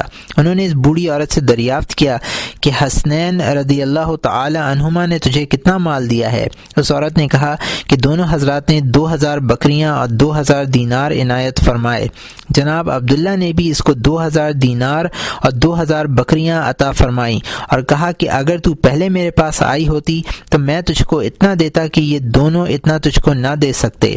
الغرض وہ بوڑھی عورت 4,000 بکریاں اور 4,000 دینار لے کر اپنے شوہر کے پاس چلی گئی۔ نقل ہے کہ عرب میں ایک شخص سخاوت میں مشہور تھا، اس کا انتقال ہو گیا۔ ایک قافلہ کہیں سفر سے آ رہا تھا اور قافلے کے سب لوگ بھوکے تھے۔ قافلے والے اس مرد سخی کی قبر کے پاس اترے اور پڑاؤ ڈال دیا اور سب لوگ اس طرح بھوکے سو گئے۔ ان قافلے والوں میں ایک شخص کے پاس اونٹ موجود تھا۔ اس اونٹ والے نے اس متوفی کو خواب میں دیکھا کہ وہ اس اونٹ والے سے کہہ رہا ہے کہ اپنا یہ اونٹ میرے اعلیٰ اونٹ کے بدلے میں بیچ ڈال۔ اس نے کہا اچھا، اور خواب ہی میں اس کاروانی نے اپنا اونٹ اس متوفی کے ہاتھ بدلے میں بیچ دیا۔ جب وہ شخص خواب سے بیدار ہوا تو اس نے اپنے اونٹ کو ذبح کر ڈالا اور دوسرے لوگ بھی جاگ گئے، دیکھا کہ اونٹ ذبح کیا ہوا پڑا ہے۔ سب لوگوں نے اس کو پکا کر کھایا۔ کھانا کھا کر جب یہ قافلہ روانہ ہوا تو راستے میں ایک شخص اس قافلے سے ملا اور اس قافلے کے ایک شخص نے اس شخص کا نام لے کر پکارا جس نے خواب میں اونٹ بیچا تھا۔ قافلے والے نے شخص سے کہا کیا تم نے فلاں شخص سے اپنے اونٹ کے عوض ایک اچھا اونٹ خریدا ہے؟ اس شخص نے کہا ہاں خریدا ہے، لیکن یہ خریداری خواب میں ہوئی ہے۔ اور پھر اس نے اپنا خواب اس قافلے والے کو سنایا۔ قافلے والے نے کہا تم نے خواب میں جو اونٹ خریدا ہے وہ یہی اونٹ ہے، اس کو تم لے لو، کیونکہ میں نے خواب ہی میں دیکھا ہے کہ میرے باپ نے مجھ سے کہا ہے کہ اگر تو میرا بیٹا ہے تو میرے اس اونٹ کو فلاں شخص کے حوالے کر دے۔ روایت شیخ ابو سعید سرکوشی رحمۃ اللہ علیہ سے روایت ہے کہ مصر میں ایک شخص فقیروں پر خرچ کرنے کے لیے کچھ جمع کرتا رہتا تھا۔ ایک شخص کے ہاں لڑکا پیدا ہوا۔ یہ شخص بالکل نادار تھا۔ یہ نادار شخص اس فقیر دوست شخص کے پاس آیا کہ اس سے کچھ مل جائے۔ وہ اس باپ کے ساتھ ہو گیا اور ہر ایک سے سوال کیا لیکن کچھ نہ مل سکا۔ پھر وہ مجھے ایک قبر پر لے گیا اور کہا کہ حق تعالی تم پر اپنی رحمتیں نازل کرے۔ تم فقیروں کے لیے تکلیف اٹھاتے تھے اور جو کچھ ان کو ضرورت ہوتی تھی وہ تم پوری کرتے تھے۔ آج کے دن اس شخص کے بچے کے لیے میں نے بہت کوشش کی کہ کہیں سے کچھ مل جائے لیکن کچھ نہیں ملا۔ یہ کہہ کر وہ شخص اٹھا اور اس نے ایک دینار نکالا اور اس کے 2 حصے کیے۔ نصف دینار مجھے دیا اور کہا میں تجھے یہ نصف دینار قرض دیتا ہوں تاکہ تیرا کچھ کام ہو جائے۔ جس شخص نے یہ نصف دینار دیا تھا اس کو محتسب کہتے تھے۔ شخص نادار کا کہنا ہے کہ میں نے وہ نصف دینار لے لیا اور بچے کا کچھ کام نکالا۔ محتسب نے اس مرحوم کو جس کی قبر پر وہ گیا تھا خواب میں دیکھا اور محتسب سے اس مرد سخی نے کہا کہ تم نے میری قبر پر آ کر جو کچھ کہا میں نے وہ سنا، لیکن ہم مردوں کو جواب دینے کی اجازت نہیں ہے۔ اب تم میرے گھر جاؤ اور میرے بچوں سے کہو کہ گھر میں چولہے کے پاس کھودیں، وہاں 500 دینار گڑے ہیں، وہ نکال کر اس شخص کو دے دو جس کے ہاں بچہ پیدا ہوا ہے۔ محتسب بیدار ہو کر اس سخی کے گھر پہ پہنچا اور خواب کی بات بتائی۔ چولہے کے پاس کھودا گیا تو 500 دینار نکلے۔ محتسب نے کہا کہ میرے خواب کا کچھ اعتبار نہیں ہے، یہ روپیہ تمہاری ملکیت ہے، تم ہی اسی کو رکھو۔ انہوں نے جواب دیا کہ وہ شخص جو مر چکا ہے وہ تو سخاوت کر رہا ہے، تو کیا ہم زندہ بخل سے کام لیں اور بخیلی کریں؟ تم اس روپے کو لے جاؤ اور اس شخص کو دے دو جس کے ہاں بچہ پیدا ہوا ہے۔ محتسب وہ نقدی لے کر اس کے پاس گیا جس کو نصف دینار قرض دیا تھا۔ اس نے 500 دیناروں میں سے صرف 1 دینار لے لیا، اس کے 2 حصے کیے اور نصف دینار قرض کے عوض مجھے دے کر کہنے لگا یہ تم لو اور یہ نصف دینار فقیروں میں تقسیم کر دو کہ مجھے اس سے زیادہ درکار نہیں جو کل تم نے مجھے دیا تھا۔ شیخ ابو سعید رحمۃ اللہ علیہ کہتے ہیں کہ میں یہ فیصلہ نہیں کر سکتا کہ ان سب لوگوں میں سب سے بڑا سخی کون تھا۔ وہ کہتے ہیں کہ جب میں مصر گیا تو میں نے اس مرحوم کا مکان تلاش کیا جس کے چولہے کے نیچے سے 500 دینار نکلے تھے اور اس کی اولاد کو دیکھا، ان کے چہروں سے نیکی اور بھلائی جھلک رہی تھی۔ اس وقت مجھے یہ آیت یاد آئی، وَكَانَ أَبُوهُمَا صَالِحًا، اور سورہ کہف کی آیت ہے، اس کا ترجمہ ہے اور ان کا باپ ایک مرد صالح تھا۔ اے عزیز، اگر سخاوت کی برکتیں موت کے بعد بھی ظاہر ہوں اور ان کو خواب کے طور پر بیان کیا جائے تو تعجب کی بات نہیں ہے۔ حضرت ابراہیم خلیل اللہ علیہ السلام بڑے مہمان نواز تھے، آج تک ان کے مزار مبارک کے قرب میں یہ برکتیں جاری و ساری ہیں۔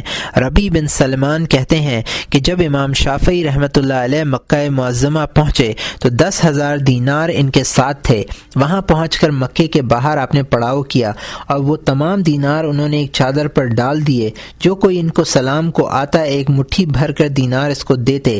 ظہر کی نماز تک وہ تمام دینار تقسیم کر دیے اور اپنے پاس کچھ بھی باقی نہ رکھا۔ ایک بار کسی شخص نے ان کے سوار ہوتے ہی ان کی رکاب کو پکڑ لیا تو آپ نے ربی کو حکم دیا کہ 400 دینار اس شخص کو دے دو اور زیادہ نہ دینے پر معذرت کرو۔ ایک دن امیر المومنین حضرت علی رضی اللہ تعالی عنہ رونے لگے۔ لوگوں نے دریافت کیا کہ آپ کیوں روتے ہیں؟ آپ نے فرمایا اس لیے رو رہا ہوں کہ 7 دن سے کوئی مہمان میرے گھر نہیں آیا ہے۔ حکایت: ایک شخص کسی دوست کے پاس گیا اور کہا کہ مجھ پر 100 درہم قرض ہے۔ اس دوست نے اس کا قرض ادا کر دیا۔ وہ دوست رخصت ہو گیا تو یہ شخص رونے لگا۔ اس کی بیوی نے کہا کہ روتے کیوں ہو؟ یہ روپیہ دے کر رونا تھا تو روپیہ دینا ہی کیا ضرور تھا؟ اس نے جواب دیا کہ روپیہ دینے کی وجہ سے نہیں رو رہا ہوں، بلکہ اس وجہ سے رو رہا ہوں کہ میں اپنے دوست کے حال سے اس قدر غافل رہا کہ اس کو مجھ سے سوال کرنے کی ضرورت پیش آئی۔ بخل کی مذمت۔ اللہ تعالی کا ارشاد ہے وَمَن یوق شح نفسہ فأولئک ھم المفلحون۔ ترجمہ: اور جو اپنے نفس کے لالچ سے بچایا گیا تو وہی کامیاب رہا۔ ایک اور جگہ ارشاد فرمایا گیا ہے وَلَا يَحْسَبَنَّ الَّذِينَ يَبْخَلُونَ بِمَا آتَاهُمُ اللَّهُ مِنْ فَضْلِهِ هُوَ خَيْرٌ اللَّهُمَّ بَلْ هُوَ شَرٌّ لَهُمْ خَيْرٌ لَهُمْ بَلْ هُوَ شَرٌّ لَهُمْ سَيُطَوِّقُونَ مَا بَخِلُوا بِهِ يَوْمَ الْقِيَامَةِ۔ ترجمہ: اور جو بخل کرتے ہیں اس چیز میں جو اللہ نے انہیں اپنے فضل سے دی ہے، اگر اسے اپنے لیے اچھا نہ سمجھیں بلکہ وہ ان کے لیے برا ہے، ان قریب وہ جس میں بخل کیا تھا قیامت کے دن ان کے گلے کا طوق ہوگا۔ ارشادات نبوی صلی اللہ علیہ وآلہ وسلم۔ حضور اکرم صلی اللہ علیہ وآلہ وسلم نے ارشاد فرمایا ہے کہ بخل سے بچو، کیونکہ تم سے پہلے کے لوگ بخل ہی کی وجہ سے ہلاک ہوئے، اور بخل ہی نے ان کو اس بات پر آمادہ کیا کہ وہ لوگوں کو قتل کریں اور حرام کو حلال سمجھیں۔ حضور اکرم صلی اللہ علیہ وآلہ وسلم نے مزید فرمایا 3 چیزیں ہلاک کرنے والی ہیں، ایک وہ بخل جس کا تو فرما بردار ہے اور اس کی تو مخالفت نہ کرے، دوسری خواہش باطل جس کی تو پیروی کرے، اور تیسری چیز خود پسندی۔ حضرت ابو سعید خدری رضی اللہ تعالی عنہ سے روایت ہے کہ 2 شخص سرور کائنات صلی اللہ علیہ وآلہ وسلم کی خدمت میں حاضر ہوئے اور ایک اونٹ کی قیمت حضور صلی اللہ علیہ وآلہ وسلم سے مانگی تاکہ اس سے اونٹ خریدیں۔ حضور صلی اللہ علیہ وآلہ وسلم نے اتنی رقم ان کو دلوا دی۔ جب وہ روپیہ لے کر وہاں سے نکلے تو حضرت عمر رضی اللہ تعالی عنہ کے پاس آئے اور اظہار شکر کیا، اور حضرت عمر رضی اللہ تعالی عنہ نے حضور صلی اللہ علیہ وآلہ وسلم سے ان کا شکریہ کا اظہار کیا تو آپ نے فرمایا فلاں شخص نے تو اس سے زیادہ رقم دی تھی لیکن اس نے شکر ادا نہیں کیا۔ حضور صلی اللہ علیہ وآلہ وسلم نے مزید ارشاد فرمایا کہ تم میں سے جو شخص میرے پاس آئے اور مجھے تنگ اور پریشان کرے، مجھ سے کچھ لے تو وہ رقم آگ ہے۔ حضرت عمر رضی اللہ تعالی عنہ نے عرض کیا حضور جب وہ آگ ہے تو آپ دیتے ہی کیوں ہیں؟ حضور صلی اللہ علیہ وآلہ وسلم نے فرمایا کہ لوگ مجھے بہت تنگ کرتے ہیں اور حق تعالی کو یہ بات پسند نہیں کہ میں بخل کروں اور ان کو نہ دوں۔ حضور صلی اللہ علیہ وآلہ وسلم نے یہ بھی ارشاد فرمایا ہے کہ تم سمجھتے ہو کہ بخیل کی تقصیر معاف نہ ہوگی، حالانکہ ظلم حق تعالی کے نزدیک بخل سے بہتر ہے۔ حق تعالی اپنی عزت و جلال کی قسم کھا کر فرماتا ہے کہ کسی بخیل کو بہشت میں نہیں جانے دوں گا۔ روایت ہے کہ ایک روز حضور صلی اللہ علیہ وآلہ وسلم طواف کر رہے تھے۔ آپ نے ایک شخص کو دیکھا کہ کعبہ شریف کے حلقے کو پکڑ کر کہہ رہا تھا یا الہی اس گھر کی برکت سے میرے گناہ بخش دے۔ حضور صلی اللہ علیہ وآلہ وسلم نے اس سے دریافت کیا کہ تیرا گناہ کیا ہے؟ اس نے کہا میرا گناہ اتنا عظیم ہے کہ بیان نہیں کر سکتا۔ حضور صلی اللہ علیہ وآلہ وسلم نے فرمایا کہ تیرا گناہ بڑا ہے یا زمین؟ اس نے کہا میرا گناہ بڑا ہے۔ حضور نے پھر ارشاد فرمایا تیرا گناہ بڑا ہے یا آسمان؟ اس نے کہا میرا گناہ بڑا ہے۔ آپ نے پھر فرمایا کیا تیرا گناہ بڑا ہے یا عرش؟ اس نے کہا میرا گناہ۔ حضور صلی اللہ علیہ وسلم نے پھر ارشاد فرمایا تیرا گناہ بڑا ہے یا حق تعالی؟ اس نے کہا حق تعالی سب سے بڑا ہے۔ تب حضور صلی اللہ علیہ وسلم نے فرمایا بیان کر تیرا ایسا کون سا گناہ ہے؟ اس نے کہا میں بڑا مالدار ہوں، لیکن جب کوئی درویش دور سے مجھے نظر آتا ہے کہ میری طرف آ رہا ہے تو میں سمجھتا ہوں کہ آگ آ رہی ہے جو مجھے جلا دے گی، یعنی میں بخیل ہوں۔ تب حضور صلی اللہ علیہ وسلم نے فرمایا کہ جا میرے قریب سے دور ہو، کہیں تیری آگ مجھے نہ جلا دے۔ قسم ہے اس خدا کی جس نے مجھے ہدایت کے لیے بھیجا ہے کہ اگر تو رکن و مقام یعنی رکن یمانی اور مقام ابراہیم کے درمیان 1000 برس بھی نماز پڑھے گا اور اس قدر روئے کہ تیرے آنسوؤں سے ندیاں بہہ جائیں اور ان سے درخت اگائیں تو بخل ہی کی حالت میں مر جائے تو تیرا مقام دوزخ میں ہوگا۔ بخل کفر کی علامت ہے اور کفر کا ٹھکانہ جہنم ہے۔ افسوس کیا تو نے نہیں سنا؟ فَمَن يَبْخَلْ فَإِنَّمَا يَبْخَلُ عَن نَفْسِهِ، اور جو بخل کرے وہ اپنی ہی نفس پر بخل کرتا ہے، وہ اپنی ہی جان پر بخل کرتا ہے۔ اور فرمایا وَمَن يُوقَ شُحَّ نَفْسِهِ فَأُولَئِكَ هُمُ الْمُفْلِحُونَ، اور جو اپنے نفس کے لالچ سے بچایا گیا تو وہی کامیاب رہا۔ حضرت قعب رضی اللہ تعالی عنہ نے کہا ہے کہ ہر روز ہر شخص پر 2 فرشتے موکل رہا کرتے ہیں اور وہ منادی کرتے ہیں کہ یا الہی جو بخیل ہو اس کا مال تلف فرما دے اور جو سخی ہو اس کے مال میں اضافہ فرما دے۔ امام ابو حنیفہ رحمۃ اللہ علیہ نے فرمایا ہے کہ میں بخیل کو عادل نہیں کہوں گا اور اس کی گواہی نہ سنوں گا، کیونکہ بخل نے اس کو اس بات پر آمادہ کیا ہے کہ جو چیز اس کے حق سے زیادہ ہو اس کو حاصل کر لے، یہ عدل کے خلاف ہے۔ نقل ہے کہ حضرت یحییٰ ابن زکریہ علیہ السلام نے ابلیس کو دیکھا اور اس سے پوچھا تیرا بڑا دشمن کون ہے اور زیادہ دوست کون ہے؟ ابلیس نے جواب دیا کہ زاہد بخیل میرا سب سے بڑا دوست ہے، کیونکہ وہ محنت برداشت کرتا ہے اور بندگی بجا لاتا ہے، لیکن اس کا بخل اس کی عبادت کو برباد اور ناچیز بنا دیتا ہے۔ اور فاسق سخی میرا سب سے بڑا دشمن ہے، کیونکہ وہ اچھا کھاتا ہے اور اچھا پہنتا ہے اور اچھی طرح زندگی بسر کرتا ہے۔ مجھے یہ ڈر ہے کہ اللہ تعالیٰ اس کی سخاوت کے باعث اس پر رحم فرمائے اور اس کو توبہ کی توفیق مرحمت فرمائے۔ سخاوت اور ایثار۔ اے عزیز، معلوم ہونا چاہیے کہ ایثار کا اجر و ثواب سخاوت سے بہت زیادہ ہے، کیونکہ سخاوت تو یہ ہے کہ آدمی کو جس چیز کی خود کو ضرورت نہ ہو دوسروں کو دے دے، اور ایثار یہ ہے کہ اپنی ضرورت کی چیز دوسرے کی حاجت پوری کرنے میں صرف کر دے، خواہ اس چیز کا ضرورت مند ہے لیکن اپنی ضرورت پوری نہ کرے اور دوسرے کی ضرورت پوری کر دے۔ جس طرح سخاوت کا کمال یہ ہے کہ اپنی حاجت کے باوجود دوسرے کو دے دے، یعنی ایثار سخاوت کا کمال ہے، اس طرح بخل کا کمال یہ ہے کہ حاجت کے باوجود ایک چیز رکھتے ہوئے اس کو اپنے صرف میں نہ لائے، یہاں تک کہ اگر بیمار بھی ہو جائے تو اپنا علاج نہ کرے کہ پیسہ خرچ ہوگا۔ بخیل کے دل میں بہت سے ارمان اور آرزویں ہوتی ہیں، وہ کسی سے بھیک مانگنا گوارا کر لیتا ہے لیکن اپنی پونجی اس چیز کے حاصل کرنے کے لیے خرچ کرنا نہیں چاہتا۔ مختصراً یہ کہ ایثار کی بڑی فضیلت بیان کی گئی ہے۔ حق تعالی نے ایثار کی تعریف اس آیت کریمہ میں بیان فرمائی ہے۔ ارشاد ہوتا ہے وَيُؤْثِرُونَ عَلَىٰ أَنفُسِهِمْ وَلَوْ كَانُوا بِهِمْ خَصَاصَةٌ، اور وہ اپنے نفس پر ایثار کرتے ہیں دران حال یہ کہ وہ خود ضرورت مند ہوتے ہیں۔ حضرت صلی اللہ علیہ وسلم نے ارشاد فرمایا ہے کہ کسی کو ایک ایسی چیز حاصل ہو اور اس کو اس کی ضرورت ہو اور اس کا شوق رکھتا ہو تو وہ اپنے شوق اور آرزو کو ترک کر کے دوسرے کو دے دے تو حق تعالی اس کے گناہ بخش دے گا۔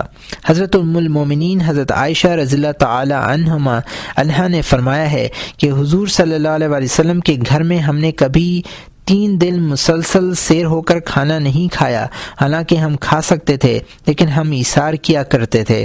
ایک بار حضور اکرم صلی اللہ علیہ وسلم کے پاس ایک مہمان آیا، اس وقت آپ کے گھر میں کچھ موجود نہ تھا کہ اس مہمان کو کھلایا جاتا۔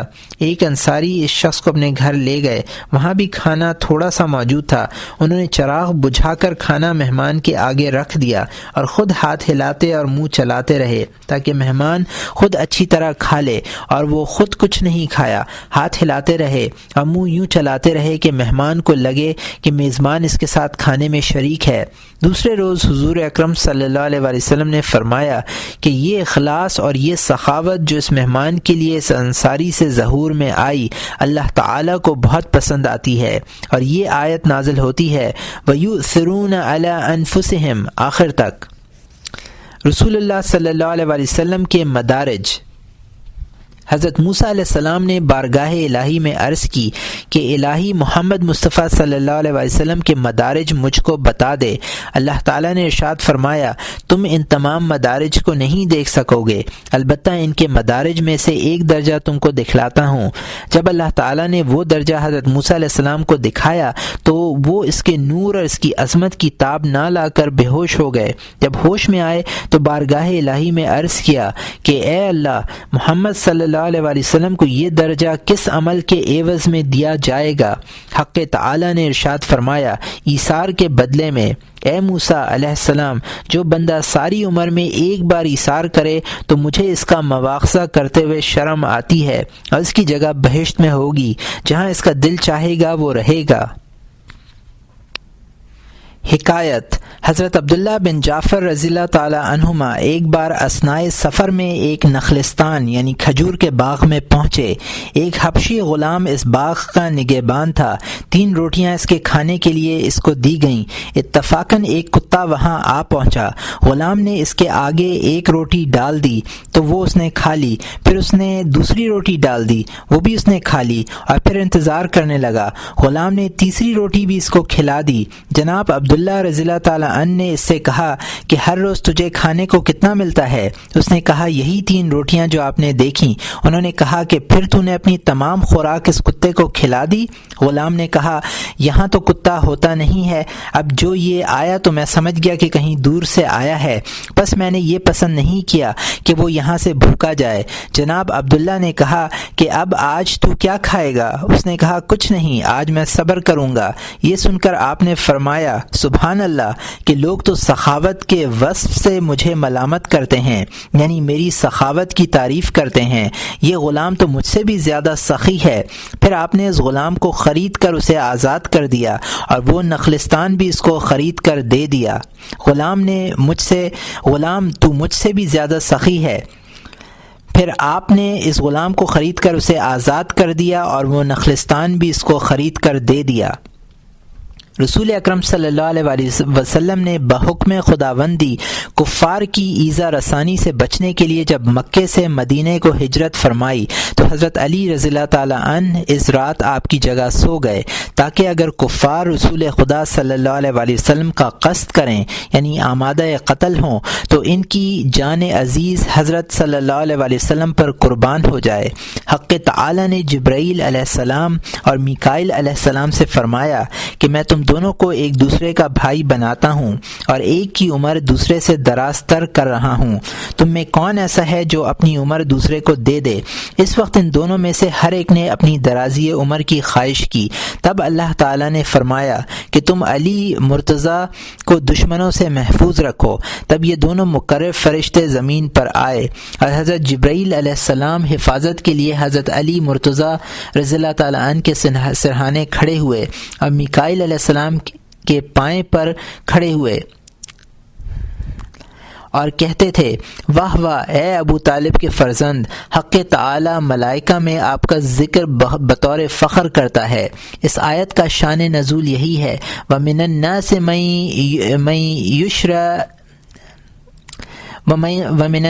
مَن يُشْرَى نَفْسِهِ ابْتِغَاءَ مَرْضَاتِ اللَّهِ، اور لوگوں میں سے وہ جو اپنی جان بیچتا ہے اللہ کی مرضی چاہتے ہیں۔ حکایت: حضرت حسن انطاقی مشائخ کرام میں سے گزرے ہیں۔ ایک بار ان کے مریدوں میں سے 39 افراد جمع ہوئے۔ اس قدر کھانا موجود نہیں تھا جو اس کے لیے کافی ہوتا۔ چند روٹیاں موجود تھیں، ان کے ٹکڑے کر کے دسترخوان پر رکھ دیے گئے اور چراغ بجھا دیا گیا۔ تمام لوگ دسترخوان پر کھانا کھانے بیٹھ گئے۔ کچھ دیر کے کھانے سے فارغ ہوئے اور چراغ دوبارہ جلایا گیا تو روٹیوں کے وہ ٹکڑے اسی طرح دسترخوان پر موجود تھے۔ ہر شخص نے ایثار کی نیت سے خود کچھ بھی نہیں نہیں کھایا تاکہ دوسرا ساتھی کھا لے۔ حضرت حذیفہ رضی اللہ تعالیٰ عنہ کہتے ہیں کہ جنگ تبوک میں بہت سے مسلمان شہید ہو گئے، میرے برادر ام بھی اس جنگ میں شریک تھے۔ میں اپنے بھائی کو تلاش کرتا ہوا اس کے پاس جا پہنچا، وہ دم توڑ رہا تھا۔ میں نے اس سے کہا کہ پانی پیو گے؟ اس نے کہا پیوں گا۔ پھر ایک دوسرے سے زخمی مسلمان کی طرف اشارہ کیا کہ پہلے اس کو پانی پلاؤ۔ جب میں زخمی کے پاس پہنچا تو وہ ہشام ابن عاص رضی اللہ تعالیٰ عنہ تھے۔ میں نے ان سے کہا کہ پانی پی لو۔ ہشام نے میرے چچا زاد بھائی کی طرف اشارہ کر کے کہا کہ پہلے اس کو پلاؤ۔ جب میں واپس اپنے بھائی کے پاس پہنچا تو وہ جان آفرین کے سپرد کر چکا تھا۔ میں وہاں سے پلٹ کر ہشام کے پاس آیا کہ اسی کو پانی پلا دوں، لیکن اتنی دیر میں وہ بھی مر چکے تھے، یعنی دونوں نے ایثار سے کام لیا۔ بزرگان طریقت نے فرمایا ہے کہ دنیا سے بالکل آزاد اور بے تعلق سوائے شیخ بشر حافی رحمۃ اللہ علیہ کے کوئی اور رخصت نہیں ہوا۔ جب بشر حافی پر نزع کا عالم طاری تھا تو اس وقت ان کے پاس ایک سائل آیا اور ان سے سوال کیا۔ ان کے پاس اس وقت اس پیرہن کے سوا کچھ نہیں تھا۔ انہوں نے وہی اپنے جسم سے اتروا کر اس سائل کو دے دیا اور خود کسی شخص سے عاریتاً لباس لے کر پہنا اور واصل بحق ہو گئے۔ سخاوت اور بخل، کون بخیل ہے اور کون سخی ہے؟ اے عزیز، معلوم ہونا چاہیے کہ ایک شخص خود کو سخی خیال کرتا ہو، لیکن یہ بہت ممکن ہے کہ دوسرے لوگ اس کو بخیل خیال کرتے ہوں، اس لیے کہ اس بخل کی حقیقت کو سمجھنا اور پہچاننا ضروری ہے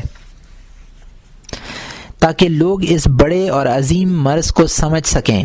جاننا چاہیے کہ دنیا میں کوئی شخص ایسا نہیں ہے کہ جو کچھ اس سے طلب کیا جائے دے دے، بس اگر اس سبب سے اس کو بخیل خیال کیا جاتا ہے تو پھر تو دنیا کے تمام لوگ بخیل ہوئے۔ اس سلسلے میں علماء کرام نے بہت کچھ کہا ہے۔ اکثر حضرات کا یہ خیال ہے کہ اس بات پر متفق ہیں کہ جو شخص اس چیز کو جو شرعاً واجب ہوتی ہے نہ دے تو وہ بخیل ہے، اور اگر دے لیکن بغیر تقاضے کے نہ دے تو بھی وہ بخیل ہے۔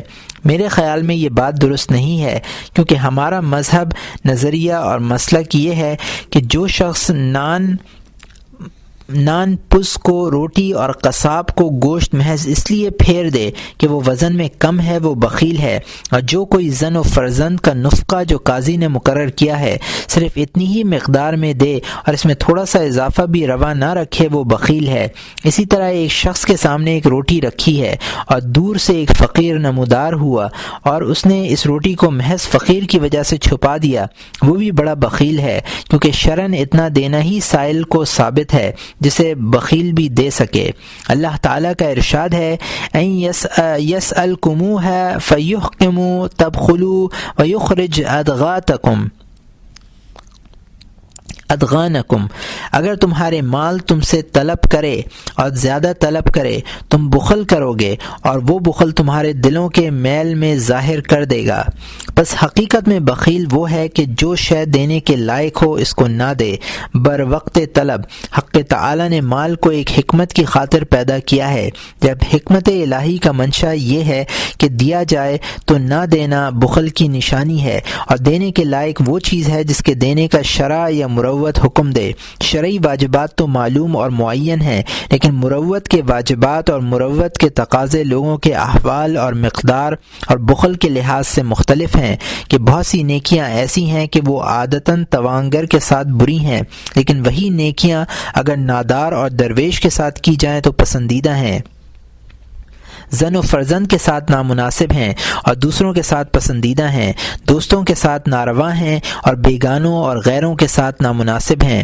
بعض نیکیاں مردوں کے ساتھ نادرست اور ناروا ہیں لیکن وہی عورتوں کے ساتھ مناسب ہیں، اور تشریح اس کی یہ ہے کہ کوئی شخص مال جمع کرنا چاہے اور ایک ایسی ضرورت پیش آ جائے کہ وہ مال جمع کرنے سے زیادہ اہم ہو تو اس صورت میں مال خرچ نہ کرنا بخل ہے، اور جب مال جمع کرنا یا اس کا روکنا ضروری ہو تو اس وقت اس کا صرف کرنا اسراف یعنی فضول خرچی ہے، اور یہ دونوں صورتیں بری ہیں، یعنی بخل اور اسراف۔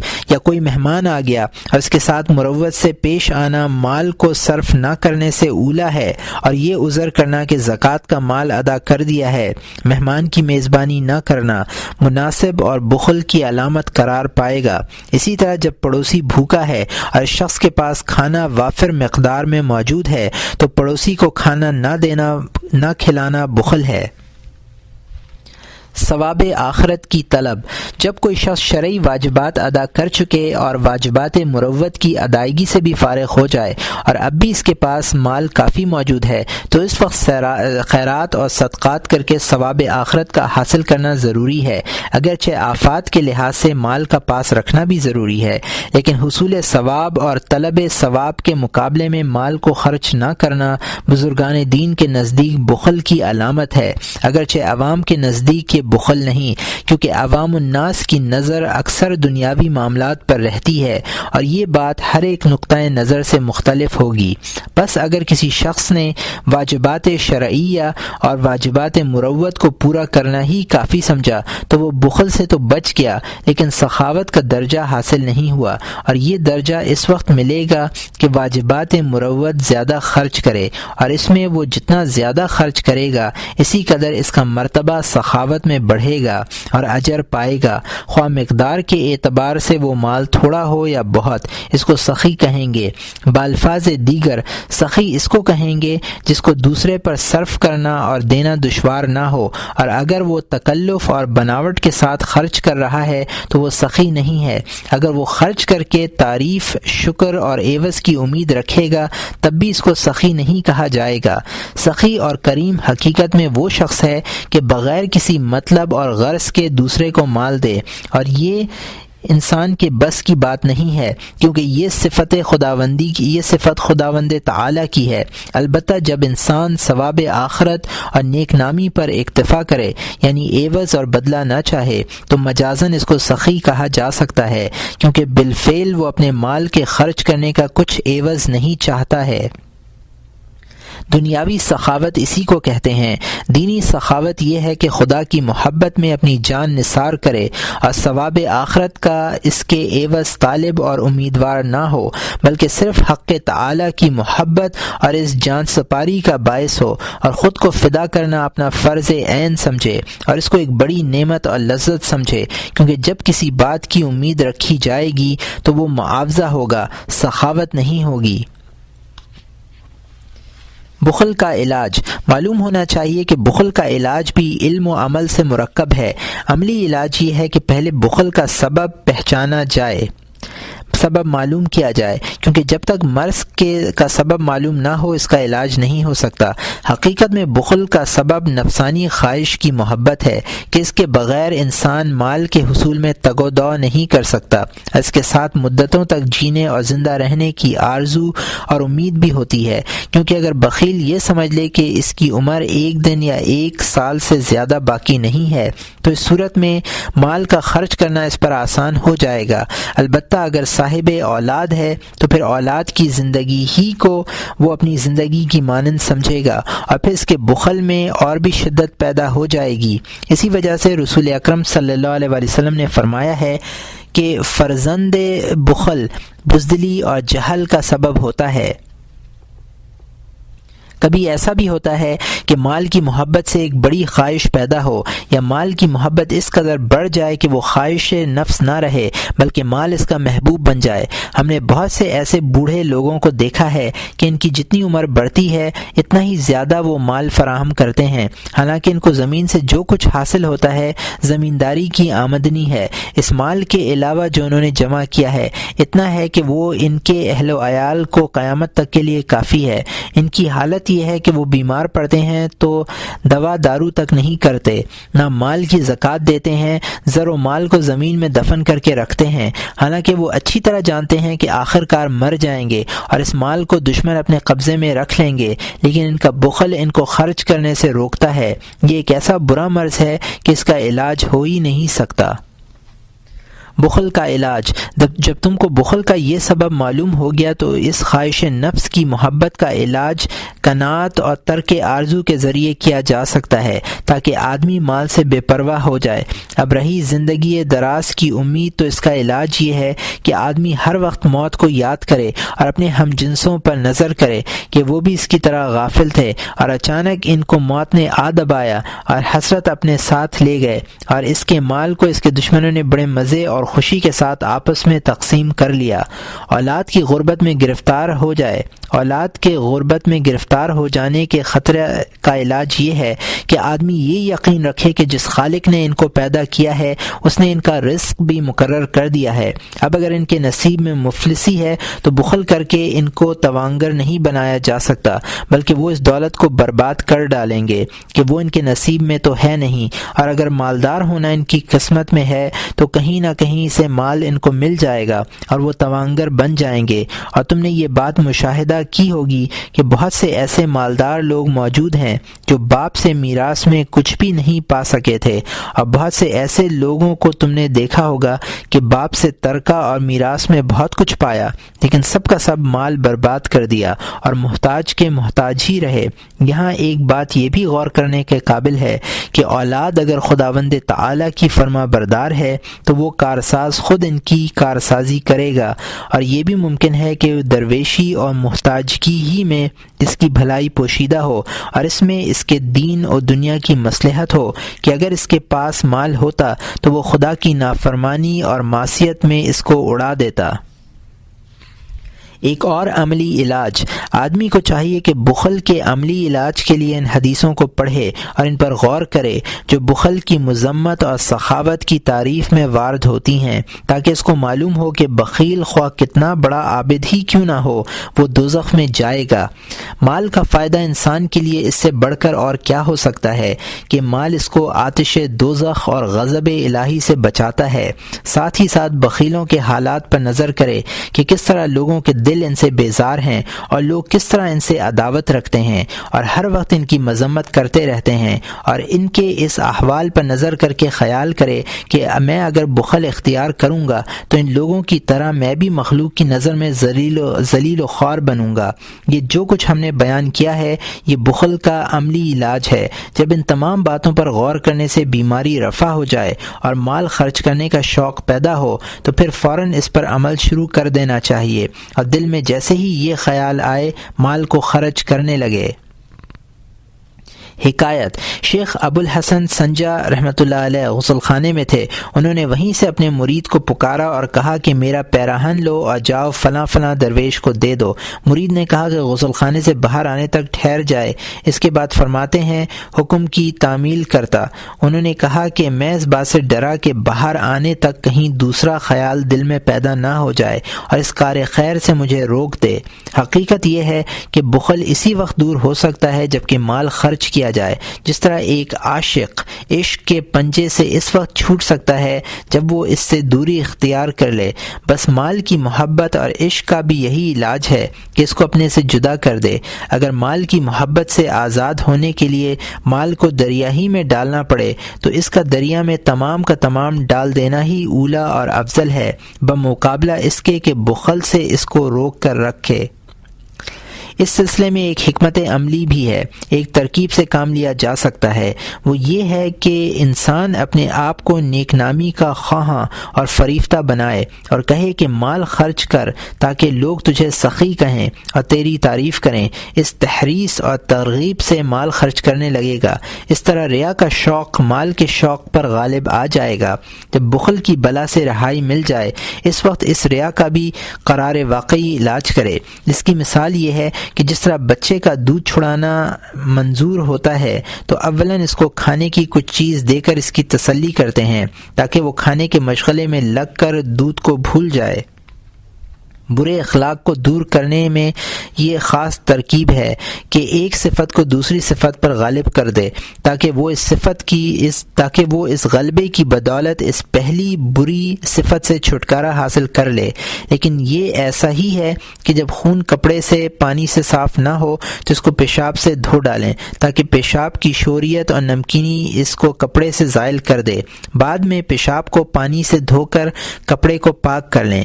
بس جو کوئی بخل کو ریا کے شوق اور ریا کے طریقے سے زائل کرے گا، اس کی مثال ایسی ہے کہ ایک نجاست کو دوسری نجاست سے زائل کیا، بشرط یہ کہ ریا پر قائم نہ رہے، اس کا بھی بات کو ازالہ کرے، تبھی اس سے کچھ فائدہ ہو سکتا ہے۔ اگر بخل اور ریا دونوں بتقاضائے بشریت ہیں لیکن اس بشریت کے کوچے میں بہار اور باغ دونوں ہیں، بخل پہاڑ ہے اور سخاوت گلشن ہے۔ ریا اور نیک نامی کے حاصل کرنے کے لیے سخاوت کرنا حرام نہیں ہے۔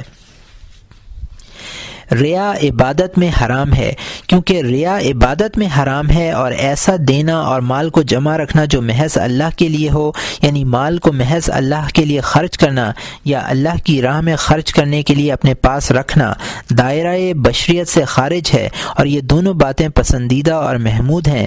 پس اگر کوئی بخیل کسی شخص پر یہ اعتراض کرتا ہے کہ فلاں شخص ریا کے واسطے اپنا مال دوسرے پر خرچ کرتا ہے، اس کو زیبا نہیں ہے، اس کا یہ اعتراض لچر اور پوچھ ہے، کیونکہ ریا کے طور پر دینا بہرحال کنجوسی سے مال کو جمع کرنا اور بخل سے خرچ نہ کرنے سے کہیں اولیٰ اور افضل ہے، جس طرح گلشن میں رہنا پہاڑ میں رہنے سے کہیں بہتر اور افضل ہے۔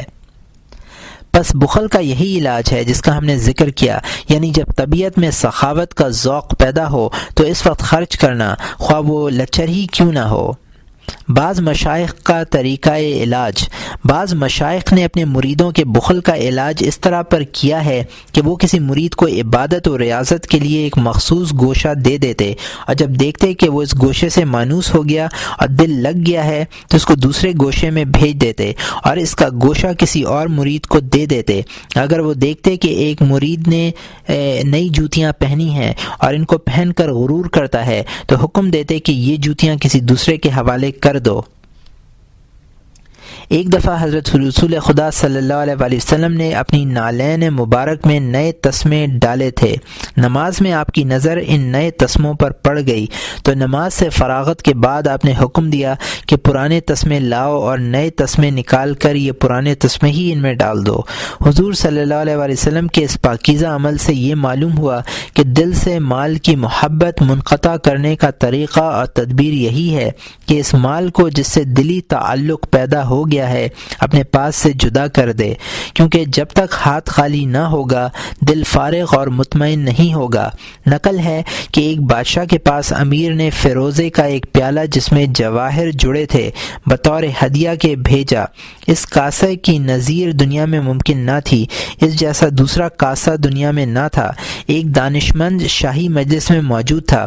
بادشاہ نے وہ کاسہ اس کو دکھا کر پوچھا کہ یہ پیالہ کیسا ہے؟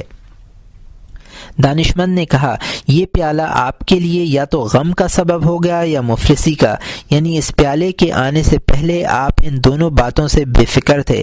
اگر یہ ٹوٹ جائے تو بڑی مصیبت ہوگی اور آپ سخت فکر مند ہوں گے، کیونکہ اس کا ثانی اور مثل موجود نہیں ہے، اور دوسرا ہاتھ آنا محال ہے، اور اگر یہ چوری چلا جائے تو جب تک دوسرا نہ ملے آپ اس پیالے کے اعتبار سے مفلس اور کلاش ہوں گے۔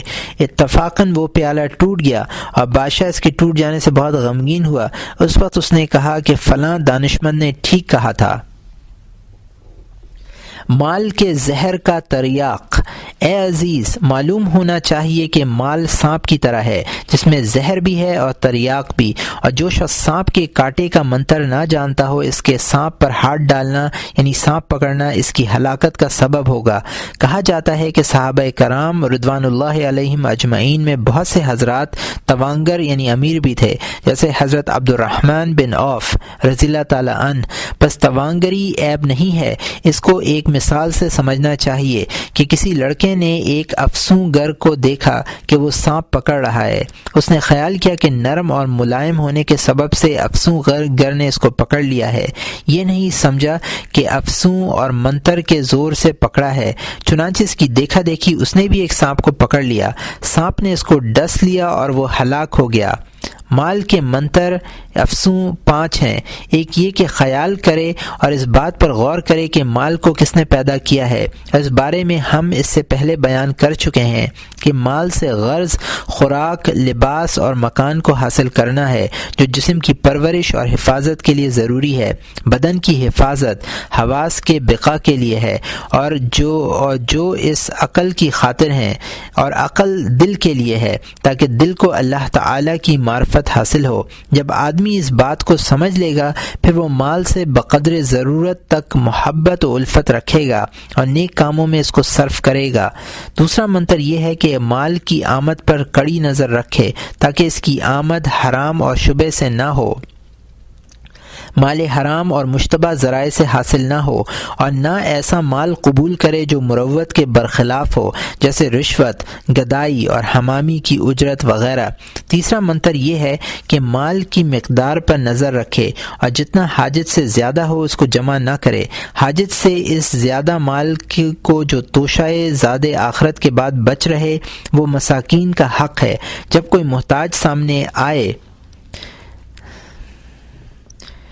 کوئی محتاج نظر آئے تو اس کو جو اپنی حاجت سے زیادہ ہے دے دے۔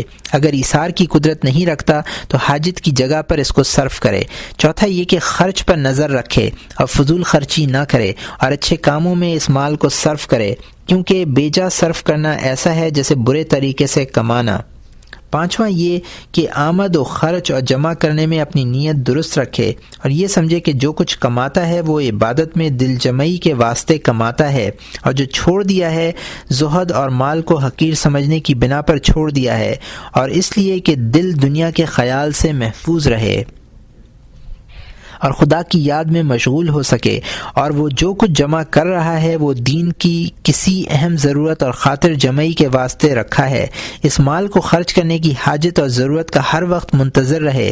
اگر ایسا کرے گا تو وہ مال اس کو نقصان نہیں پہنچائے گا، اور یہ حسر جو مال سے اس کو ملا ہے وہ اس کے حق میں زہر نہیں بلکہ تریاق ہے۔ چنانچہ امیر المومنین حضرت علی رضی اللہ تعالیٰ عنہ نے ارشاد فرمایا ہے کہ اگر کوئی شخص سارے جہان کا مال محض خدا کے لیے حاصل کرے تب بھی وہ زاہد ہے، اگرچہ وہ توانگر ہوگا، اور اس کے برعکس اگر کوئی شخص دنیا سے دستبردار ہو جائے لیکن اس میں للہیت مفقود ہو، اس کا یہ زہد اللہ کے واسطے نہ ہو تو وہ زاہد نہیں ہوگا۔ بس چاہیے کہ آدمی کا دلی مقصد خدا کی عبادت اور زاد آخرت ہو، اور اس وقت اس کی ہر حرکت اور ہر فعل، خواہ وہ قضائے حاجت یا کھانا کھانا ہی کیوں نہ ہو، وہ داخل عبادت ہے، اور اس کو ہر ایک کام کا اجر ملے گا، کیونکہ دین کے راستے کے لیے ان سب چیزوں کی ضرورت ہے۔ شرط صرف حسن نیت ہے۔ چونکہ اکثر لوگ یہ کام نہیں کر سکتے اور ان منتروں سے بھی واقف نہیں ہیں، یا اگر جانتے ہیں تو اس پر عمل نہیں کر سکتے، تو پھر اولا اور انسب یہ ہے کہ مال کثیر سے دور رہیں، کہ اگر مال کی یہ کثرت غرور اور تکبر کا سبب نہ بھی بنے تب بھی آخرت میں اس کے درجے میں کمی کا باعث ہوگا، آخرت میں اس کا درجہ کم ہو جائے گا، اس میں انسان کا بڑا نقصان ہے۔ روایت: حضرت عبد الرحمن بن عوف رضی اللہ تعالی عنہ کا جب انتقال ہوا تو بہت مال انہوں نے چھوڑا۔ بعض اصحاب نے اس موقع پر کہا کہ اس قدر کثیر مال چھوڑ جانے کے باعث ہم کو ان کے خاتمہ بالخیر ہونے کا ڈر ہے، اندیشہ ہے کہ ان سے باز پرس ہو۔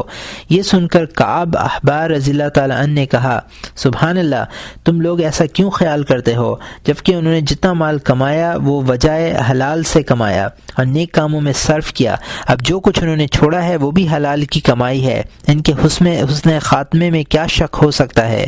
جب یہ گفتگو حضرت ابو ذر غفاری رضی اللہ تعالی عنہ کے کانوں میں پہنچی کہ لوگ ایسا کہتے ہیں اور کعب احبار رضی اللہ تعالی عنہ اس طرح کہتے ہیں، تو وہ اونٹ کی ایک ہڈی ہاتھ میں لے کر کعب احبار رضی اللہ تعالی عنہ کو مارنے کے لیے ان کو ڈھونڈتے ہوئے نکلے۔ کعب احبار رضی اللہ تعالیٰ عنہ ان کے غصے سے بچنے کے لیے حضرت عثمان ابن عفان رضی اللہ تعالیٰ عنہ کے گھر میں جا کر ان کے پیچھے چھپ کر بیٹھ گئے۔ حضرت ابو ذر رضی اللہ تعالیٰ عنہ کے پیچھے وہاں پہنچے، ان سے کہا کہ تم نے ایسی بات کہی ہے کہ جو مال عبد الرحمن بن عوف نے چھوڑا ہے اس سے کچھ نقصان نہیں، حالانکہ رسول اکرم صلی اللہ علیہ وسلم ایک روز کوہ احد کی جانب تشریف لے جا رہے تھے اور میں آپ کی خدمت میں موجود تھا، تو آپ نے ارشاد کیا: اے ابو ذر۔ میں نے عرض کیا: یا رسول اللہ، میں حاضر ہوں۔ آپ نے فرمایا: مالدار لوگ قیامت کے دن سب سے آخر میں جنت میں جائیں گے، سوائے اس شخص کے جو مال کو دائیں بائیں آگے اور پیچھے پھینکے، ہر وقت اور ہر موقع پر نیک کاموں میں خرچ کرے اور تمام مال صرف کر دے۔ اے ابو بکر، اے ابو ذر، سن لو، اگر مجھے کوہ احد کے برابر سونا ملے تو سب کو خداوند کریم کی راہ میں خرچ کر دوں گا، اور یہ نہیں چاہوں گا کہ اپنے بعد 2 قیراط سونا بھی باقی چھوڑ جاؤں۔ تو جب حضور اکرم صلی اللہ علیہ وسلم نے ایسا فرمایا ہے تو تم نے ایسا کہنے کی کس طرح جرأت کی؟ تم جھوٹے ہو۔ کعب احبار رضی اللہ تعالیٰ عنہ نے ان کو اس بات کا کوئی جواب نہیں دیا اور خاموش رہے۔ نقل ہے کہ ایک بار یمن سے حضرت عبد الرحمن بن عوف رضی اللہ تعالی عنہ کے اونٹوں کا کارواں آیا۔ تمام مدینے میں ایک شور برپا ہو گیا۔ حضرت عائشہ رضی اللہ تعالی عنہا نے دریافت فرمایا یہ شور کیسا ہے؟ آپ کو بتایا گیا کہ حضرت عبد الرحمن رضی اللہ تعالی عنہ کا کاروان آیا ہے۔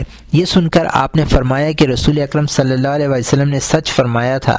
حضرت عبد الرحمن رضی اللہ تعالی عنہ حضرت عائشہ رضی اللہ تعالیٰ عنہ کی یہ بات سن کر بہت متفکر ہوئے۔ حضرت عائشہ رضی اللہ تعالیٰ عنہ نے فرمایا کہ مجھ سے حضور اکرم صلی اللہ علیہ وسلم نے ایک دن فرمایا مجھے بہشت دکھائی گئی۔ آپ نے اپنے اصحاب میں سے ان لوگوں کو جو درویش غریب اور نادار تھے دیکھا کہ وہ بڑی تیزی کے ساتھ اس کی طرف دوڑ رہے ہیں۔ ان میں سے کسی توانگر صحابہ کو میں نے سوائے عبد الرحمن کے نہیں دیکھا مگر وہ بھی گرتے پڑتے بہشت کے دروازے تک پہنچ سکے۔ یہ سن کر حضرت عبد الرحمن رضی اللہ تعالیٰ عنہ نے ان تمام اونٹوں کو مع سامان کے اللہ تعالیٰ کی راہ میں دے دیا اور آپ کے پاس جتنے بھی غلام تھے ان سب کو آزاد کر دیا تاکہ وہ بھی درویشوں کے ساتھ جنت میں داخل ہو سکیں۔ رسول خدا صلی اللہ علیہ وسلم نے حضرت عبد الرحمن بن عوف رضی اللہ تعالیٰ عنہ سے فرمایا تھا کہ میری امت کے توانگروں میں تم پہلے بہشت میں جاؤ گے لیکن جد و جہد کے بعد اس میں داخل ہو سکو گے۔ صحابہ کرام رضی اللہ عنہم میں سے ایک صحابی کا ارشاد ہے کہ میں نہیں چاہتا کہ میں ہر روز 1000 دینار حلال روزی سے کماؤں اور خدا کی راہ میں صرف کر دوں، ہر چند کہ اس کے باعث میری نماز میں خلل بھی واقع نہ ہو۔ لوگوں نے دریافت کیا کہ اس کا کیا سبب ہے؟ انہوں نے فرمایا اس مال کے باعث موقف سوال میں مجھ سے سوال کیا جائے گا کہ اے بندے تو نے مال کہاں سے کمایا اور اس کس کام میں صرف کیا؟ مجھ میں اس سوال و جواب کی طاقت نہیں ہے۔ حضور اکرم صلی اللہ علیہ وسلم نے ارشاد فرمایا ہے کہ قیامت کے دن ایک ایسے شخص کو لایا جائے گا جس نے مال حرام کمایا اور حرام کاموں میں اس کو صرف کیا، اس کو دوزخ میں بھی بھیج دیا جائے گا۔ پھر ایسے دوسرے شخص کو لائیں گے جس نے مال کسب حلال سے کمایا لیکن حرام میں خرچ کیا، اس کو بھی دوزخ میں بھیج دیا جائے گا۔ پھر تیسرے ایسے شخص کو لایا جائے گا جس نے مال حرام جمع کیا، اس کو وجائے حلال میں صرف کیا، اس کو بھی دوزخ میں بھیج دیا جائے گا۔ پھر ایسا چوتھا شخص لایا جائے گا جس نے مال کسب حلال سے کمایا اور نیک کام میں صرف کیا۔ اس وقت حکم ہوگا کہ اس شخص کو روکو کہ اس نے ممکن ہے کہ مال کی تلاش اور طلب طہارت میں تقصیر کی ہو یا رکوع اور سجود میں کوتاہی کی ہو یا شرائط کے مطابق وقت پر نماز ادا نہ کی ہو۔ تب وہ شخص کہے گا کہ اے اللہ میں نے یہ مال حلال طریقے پر کمایا اور نیک کام میں اس کو صرف کیا ہے، میں نے اس کی وجہ سے کسی فرض کی ادائیگی میں تقصیر نہیں کی ہے، نہ میں نے اس مال پر فخر کیا ہے۔ تب اس سے کہا جائے گا کہ تیرے پاس سواری کا گھوڑا تھا اور زرق برق پوشاک، پھر تو نے غرور اور نخوت سے کام لیا ہوگا۔ وہ جواب دے گا یا الہی میں نے اس مال پر کبھی فخر نہیں کیا۔ اس سے کہا جائے گا کہ شاید تو نے کبھی یتیم یا مسکین یا اپنے پڑوسی یا اپنے کسی رشتہ دار کا حق ادا نہ کیا ہو۔ تو کہے گا کہ میں نے ان کے حق میں بھی کوتاہی نہیں کی ہے۔ تب یہ تمام لوگ آ کر اس کو گھیر لیں گے، اس کے چاروں طرف جمع ہو جائیں گے اور بارگاہ رب العزت میں عرض کریں گے کہ اے اللہ ہم میں سے تو نے اس شخص کو اس قدر مال و نعمت عطا فرمایا، اس سے ہمارے حق کا سوال کیا جائے، یعنی اس نے ہمارا حق ادا کیا یا نہیں، اس سے پوچھا جائے۔ تب اس سے ہر ایک کے حق کی ادائیگی کے بارے میں سوال کیا جائے گا۔ اگر اس سلسلے میں بھی اس نے کوئی تقصیر نہیں کی تب حکم ہوگا کہ اس طرح کھڑے رہو، بتلاؤ کہ تو نے ہر اس لقمے کا شکر ادا کیا جو تو نے کھایا اور ہر اس نعمت کو جو تجھ کو عطا کی گئی اس کا شکر تو نے کس طرح ادا کیا۔ اس طرح اس سے سوال کیے جائیں گے۔ یہی وجہ ہے کہ ان سوالات اور ان کے جوابات سے بچنے کے لیے بزرگان دین میں سے کسی کو مالدار بننے کا شوق نہیں تھا، کیونکہ اگر عذاب نہ بھی ہو تب بھی اس طرح کے سوالات کیے جائیں گے۔ خود سرور کونین صلی اللہ علیہ وآلہ وسلم نے جو پیشوائے امت ہیں درویشی اختیار کیا تاکہ امت بھی درویشی کو بہتر سمجھے۔ حضرت فاطمہ رضی اللہ تعالی عنہا کی اسرت حضرت عمران بن حسین رضی اللہ تعالیٰ عنہ فرماتے ہیں کہ مجھے رسول اللہ صلی اللہ علیہ وسلم کی قربت کا شرف حاصل تھا، ہر وقت آپ کی خدمت میں حاضر رہتا تھا۔ ایک روز حضور اکرم صلی اللہ علیہ وسلم نے فرمایا چلو فاطمہ کی عیادت کرائیں۔ جب ہم حضرت فاطمہ رضی اللہ تعالیٰ عنہ کے دروازے پر پہنچے تو حضور صلی اللہ علیہ وسلم نے دروازے پر دستک دی اور فرمایا میرے ساتھ ایک اور شخص بھی ہے۔ حضرت فاطمہ رضی اللہ تعالیٰ عنہ نے فرمایا بابا جان میرے بدن پر کپڑا نہیں ہے، صرف ایک پرانی کملی ہے۔ آپ صلی اللہ علیہ وسلم نے فرمایا اس کملی سے بدن کو ڈھانپ لو۔ حضرت فاطمہ رضی اللہ تعالیٰ عنہ نے فرمایا کہ میں نے کملی سے بدن چھپا لیا مگر میرا سر ننگا ہے۔ تب آپ صلی اللہ علیہ وسلم نے ایک پرانی لنگی حضرت فاطمہ کو سر ڈھانپنے کے لیے دے دی۔ اس کے بعد گھر کے اندر تشریف لے جا کر فرمایا اے عزیز بیٹی تمہارا کیا حال ہے؟ انہوں نے جواب دیا میں بہت بیمار اور درد مند ہوں، میری بیماری کی شدت کی وجہ یہ ہے کہ بیماری کے باوجود بھوکی بھی ہوں، مجھے کھانے کو کچھ نہیں ملتا، مجھ میں بھوک کی برداشت نہیں ہے۔